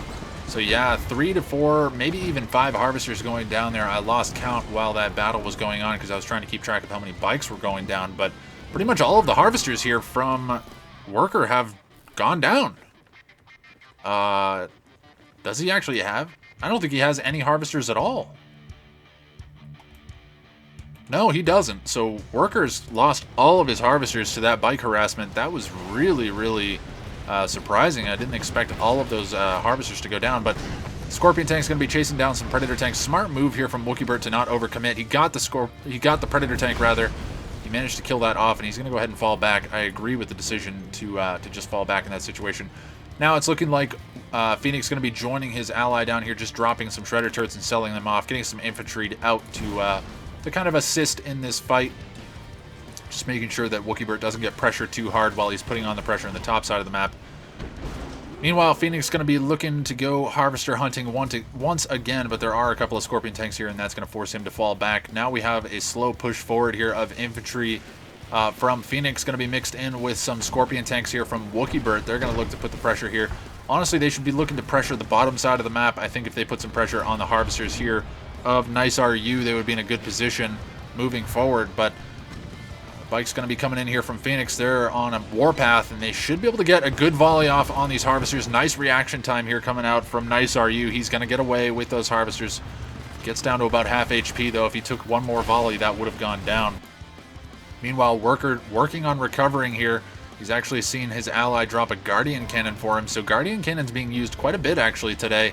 A little bit unusual to see that, but when desperate times, you have to use desperate measures. So It's looking like the turrets have been completely turned here on the top side of the map, and maybe just looking to prevent Worker from really recovering at all in this game, and BirdBert and Phoenix are going to commit to trying to kill off this top side base in its entirety, and it's looking like they're sending a ton of Scorpion tanks. This Guardian Cannon really starting to do some work here, getting an opportunity to just fire non-stop, but you can see it just doesn't do that much damage. Also, it doesn't seem to focus fire very well either. Hammerhead's flying over the top of things here, and it looks like that's actually a Hammerhead coming out from Nice RU. It is going to get gunned down here by the bikes coming in from Phoenix, and it's looking like Phoenix should be able to clean up all of those Hammerheads and just eliminate that as a threat for the Scorpion tanks. He is going to cut and run with those guys. He doesn't want to fight against more of those Scorpion tanks as they come out. But again, the Harvesters are all gone here for Worker, and he's relying 100% on his Tiberium Spike income at this point. And more and more of those Hammerheads going down. What's going on in the middle of the map? It looks like Pitbull just being caught out of position there. Meanwhile, we have bikes actually from Phoenix coming in and harassing the bottom side original main base here of Nice RU. So getting Harvester harassment all over the map this time around. And he's doing a really nice job of doing that as well. All of those bikes will go down now. The Pitbulls do finally manage to clean them up. But it's looking like there are a couple of rocket squads inside of that bunker, so they will be able to deflect any push from those Pitbulls. But it's looking like there are some forces here to respond to this. Beam Cannon's going to be used to actually take down that bunker. That's maybe what that beacon was for. Interesting choice to beacon that. Maybe just saying, hey, we need to kill this off. But really nothing much going on the top side of the map. It's looking like Worker has been beat to a pulp here. He finally had to sell his MCV just to get some cash. He's going to be rebuilding some of his Harvesters, but he's very, very slow on the uptake here. He's going to try to use this Hammerhead to clean up the remaining members of these infantry squads that have been left behind by Phoenix. Actually, that Hammerhead could be used to just clean up everything up here. Looks like there are some, or rather there is an Orca Strike coming in, just going to be spotting out that construction yard. More than likely just going to be used to get some vision of what's going on over here. We do have Pitbulls moving through the middle of the map. For Nice RU wants to come in and see what's going on in terms of harvesting. Probably realizes that there's not a whole lot in Phoenix's base at this point in time. There's not much in the way of units or base defenses, so that's kind of nice. But anti-air turret being dropped here proactively by Phoenix, and I can't disagree with that. Now we're seeing the disruption tower being used by BirdBert, so that's why he opted to go for the Nod faction this time around, getting some access to that stealth. Going to be very, very nice in this long-term style fight, but we haven't actually seen any Juggernauts come out of these guys just yet. Lots and lots of APCs. APMO APCs are done. What we have going on the top side of the map, it looks like just a couple of Pitbulls going to be running past a bunker there. Going to be trying to get in, get some, or rather get back to base as they're being pressured now. Disruption tower in the middle of the map, that's a struggle to deal with, and we did see Rage Gen come off, and I would imagine that was from BirdBert, and he's going to be preventing the movement of any of these APCs for a short time there, and now they are probably back under the control here of Nice RU, but Stealth Tank's going to be coming in, cleaning up all the aircraft. Needs to cut and run with that Stealth Tank, though. He doesn't want to continue to engage into this force. Wow, that Stealth Tank survived with no HP. That is amazing. But now there are Spectre artillery sitting on the back lines just trying to poke some damage onto that Marv. Tiberium vein detonation being called in as well. Going to be doing a fair bit of damage to the Marv and all of the Harvesters that are sitting on top of it as well. Honestly, I think the Redeemer can just kind of ignore the Marv for the time being and just go for the Harvesters. But Shockwave artillery comes down on the Redeemer. Marv trying to push forward but being pressured here by the Spectre artillery, realizing that he's getting a little bit too close for his liking. BirdBert is going to cut and run. Marv versus Redeemer here are 1v1, but there are a number of beam cannons on the other side of things. Marv does go down. We did see an Orca Strike trying to come in to take out the Redeemer, but Red Makasik has thrown in the towel, and that is going to be it for game number 3. Team BirdBert going to be taking the victory there. So yeah, Nice RU was kind of the deciding factor in that game for Team Red Makasik. He was really kind of carrying the dead weight of Worker from earlier on in that game, just because he was pressured so hard and just wasn't able to recover. And then BirdBert and Phoenix followed up with an additional attack on his base, took out his harvesting once again, forced the sell-off of his MCV. So Worker was more or less a non-factor in that game, and it's very tough to come back when you're being pressured 1v2. But just very good team play coming out from Phoenix and BirdBert. It just seemed like they were kind of in sync a little bit more so than Nice RU and Worker. We'll have to see if maybe things change this next game coming up. So game number 4 is going to be coming up momentarily, everybody, so be sure to stick around.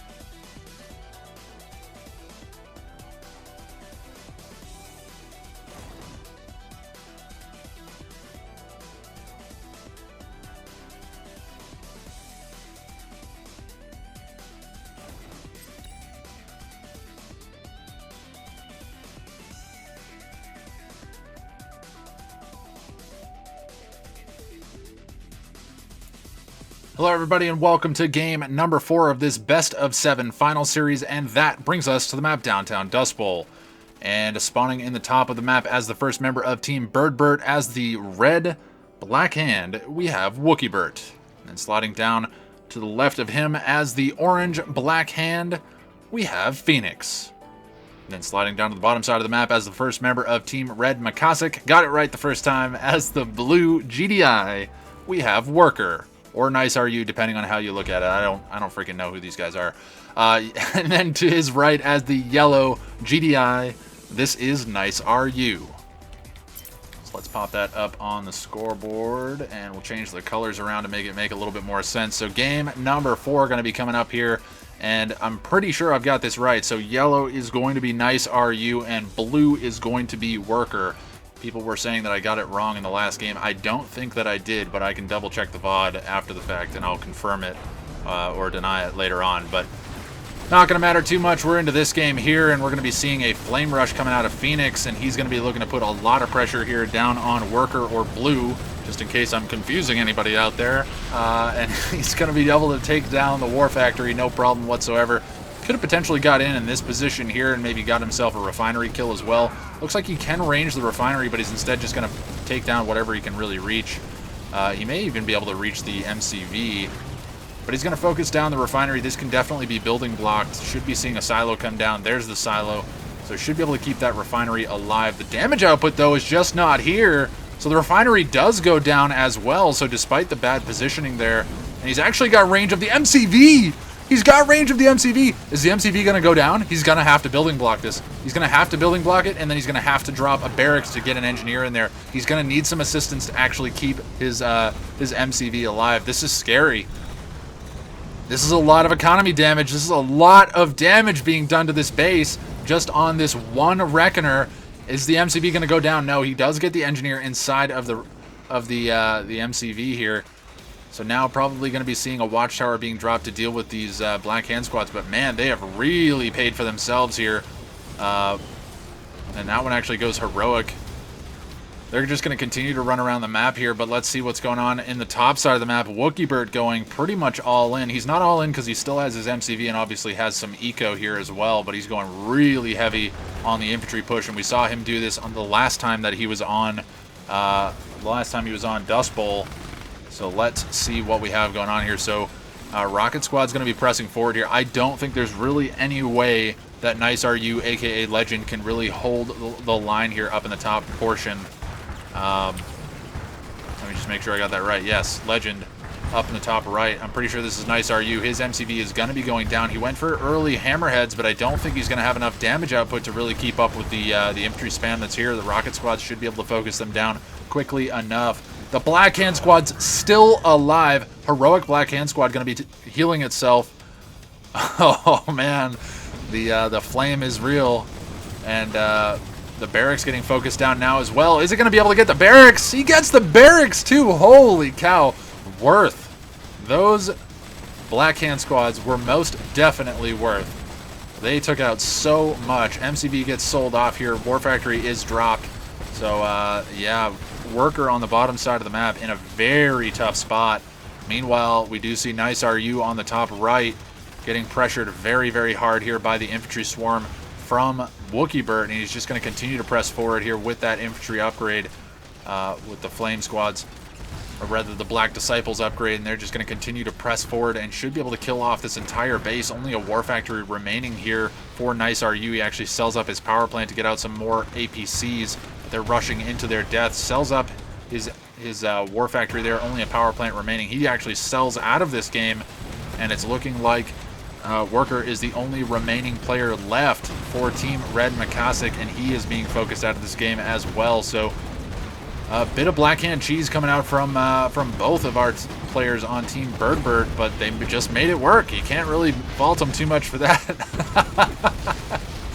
Multiple foxholes being dropped here. Going to try to hold the line against these Scorpion tanks, but only a power plant remaining. Maybe just having a bit of fun here. Engineer just going to hang out. We'll actually watch him as he just takes Scorpion tank fire. Oh, finally does go down. And that is going to be it. Team Red Makasik have been defeated. Team BirdBert take the score to 3-1. So just solid play coming out from Team BirdBert. Can't really fault them anywhere around the map. They just pressured so hard.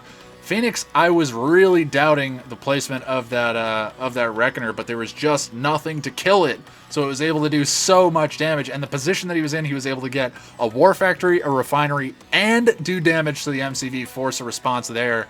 And he just was able to keep those Black Hand squads alive for so long. Both of them ended up going heroic before they ended up dying. So huge, huge trading there coming out from Phoenix.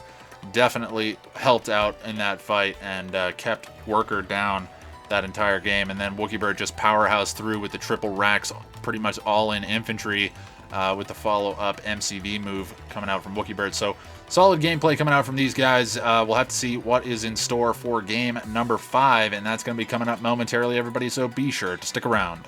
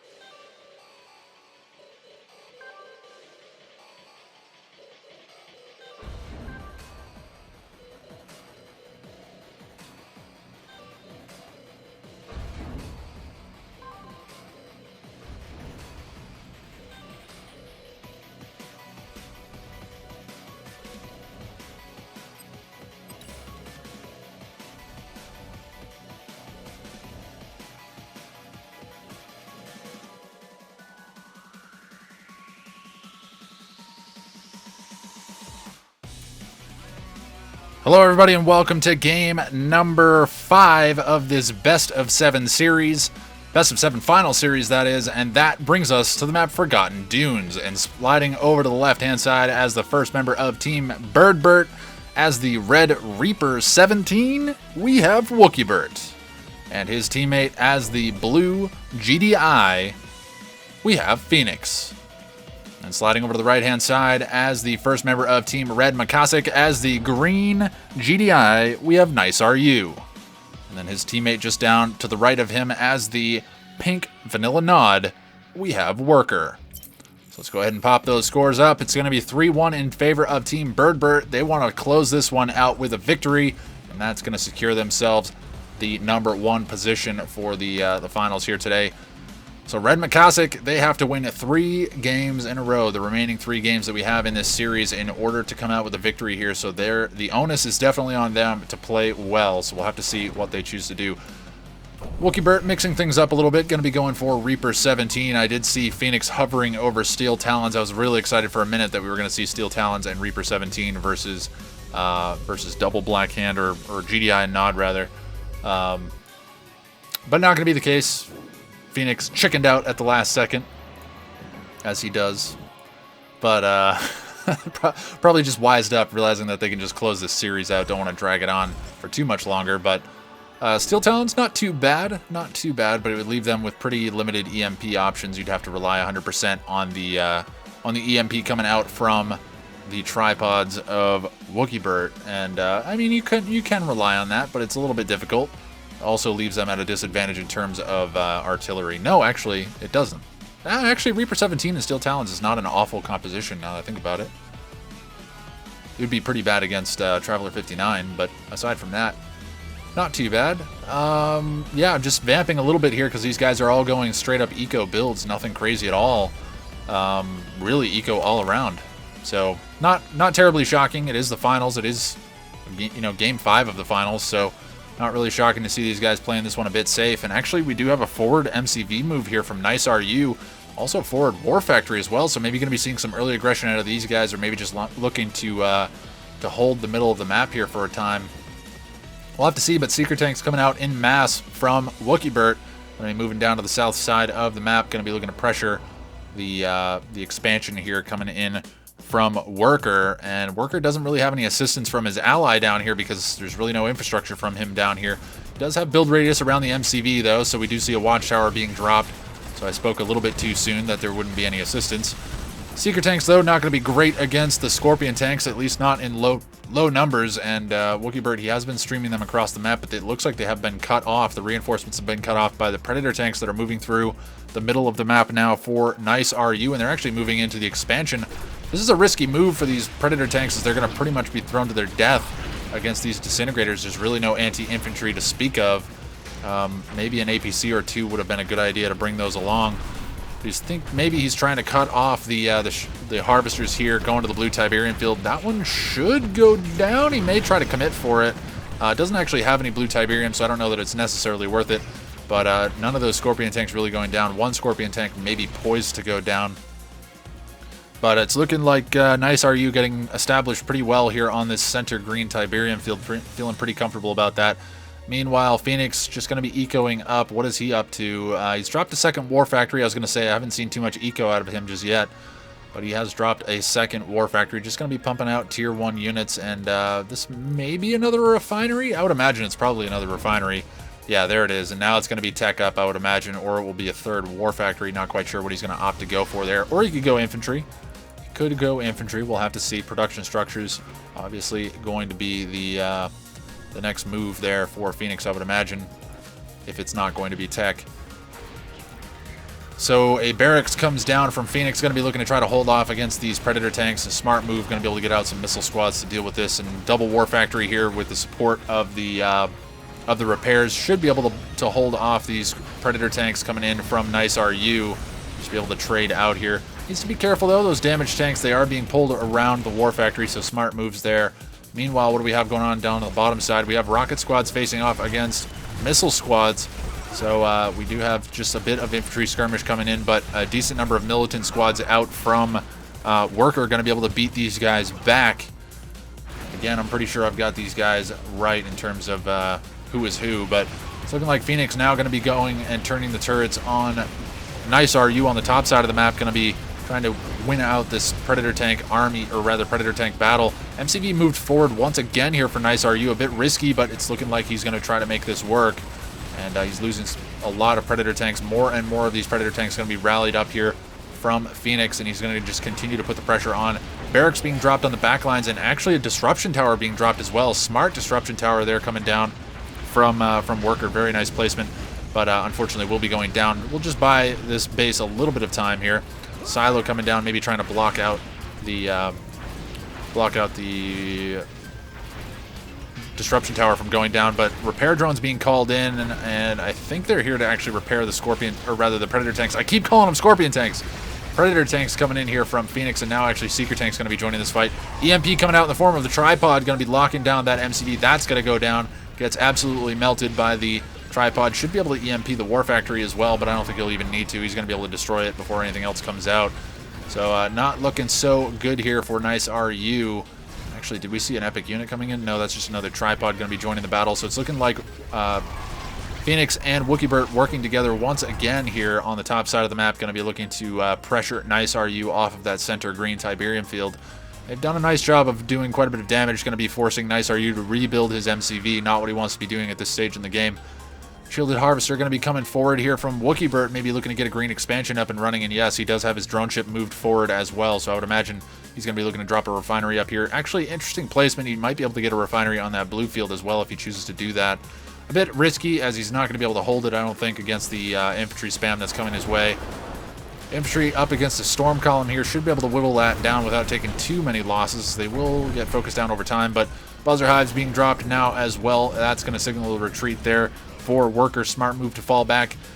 Meanwhile, we do see Nice RU. He is still mining away on this greenfield, feeling pretty good about it. Rocket squads as well as a couple of rifleman squads moving forward, unfortunately being thrown kind of to their death in that situation. MCB comes out on the front lines here for Nice RU and is just going to get that deployed straight away.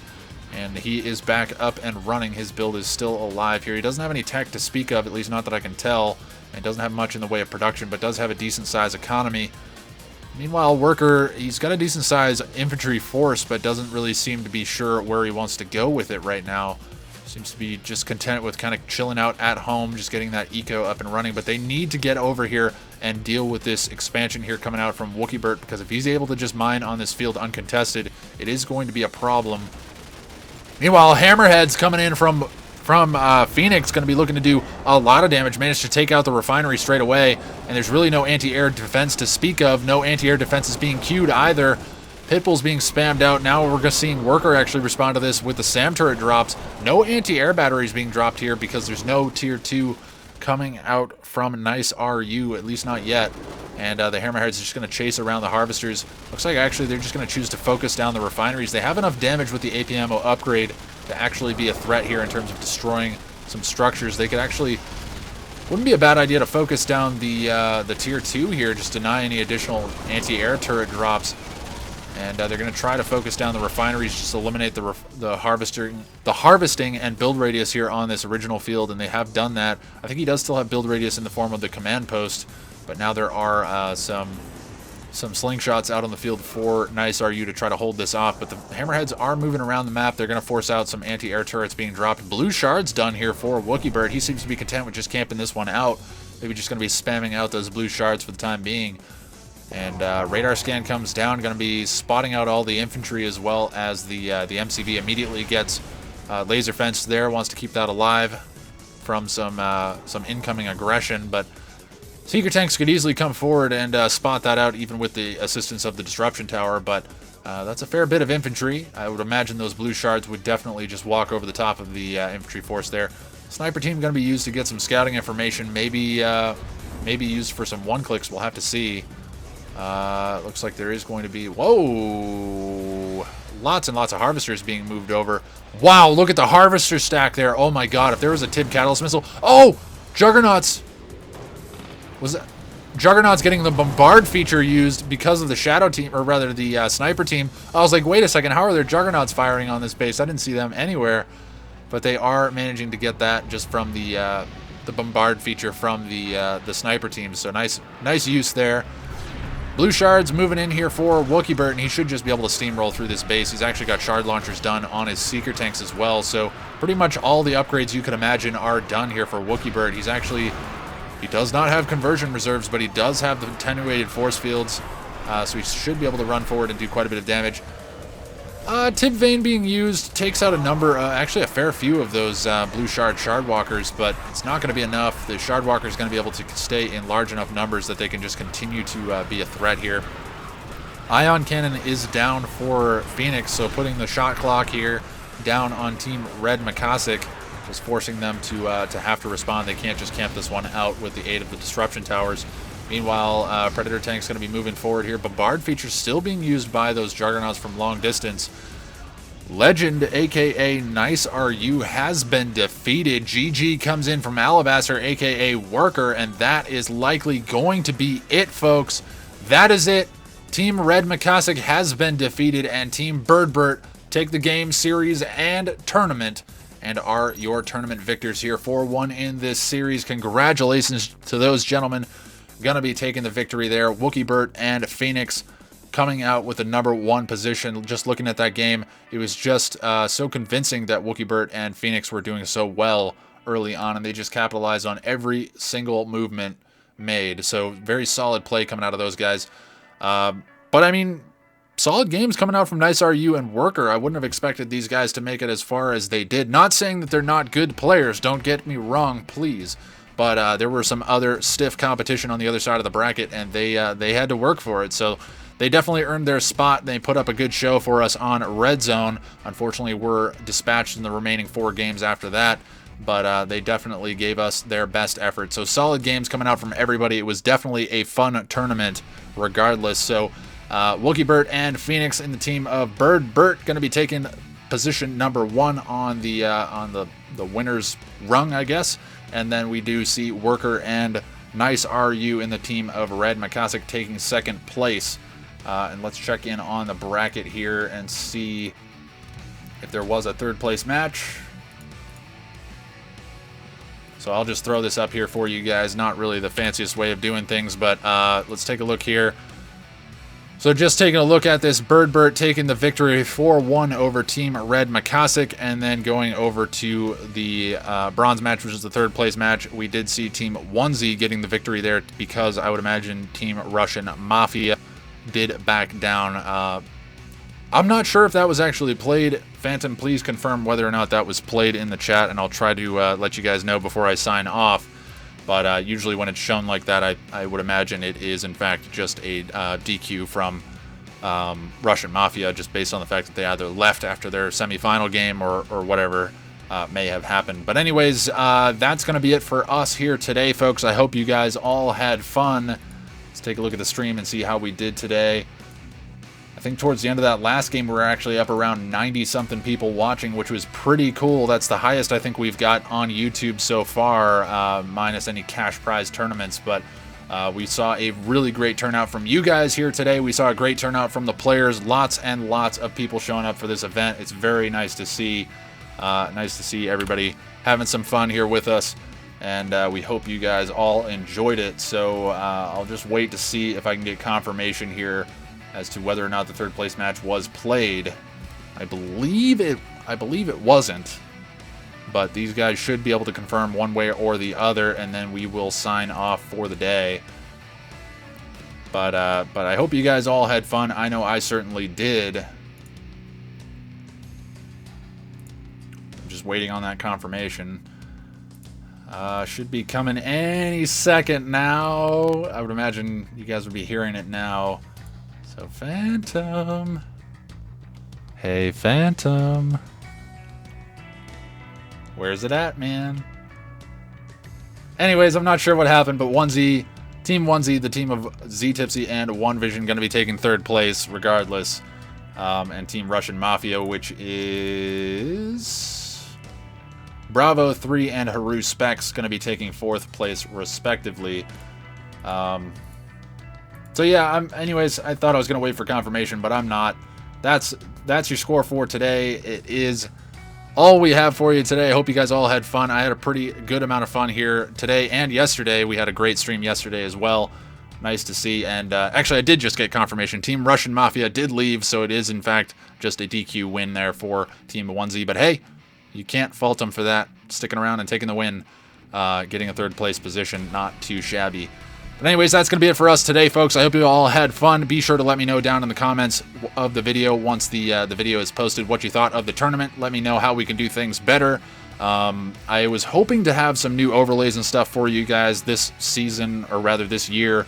But I haven't actually gotten to it just yet. I have some new stuff coming down the pipes as far as like between games overlays and stuff, so that one of the big criticisms that you guys have had is the game screen not being big enough so that you can't read the chat. So I am going to fix that. It's something that's going to be fixed for you guys, and there's also going to be live stream chat going to be shown on the overlay as well for in between games, so that way if you're watching the VOD, you know, that in-between games section is at least interesting if you want to read through the chat that's going on during the live stream, as you obviously can't see that once the video is posted. But anyways, that is going to be it for me today, folks. I hope you all had fun. I had a blast, and I will catch you all very, very soon. But thank you all once again for watching, and I'll catch you all next time.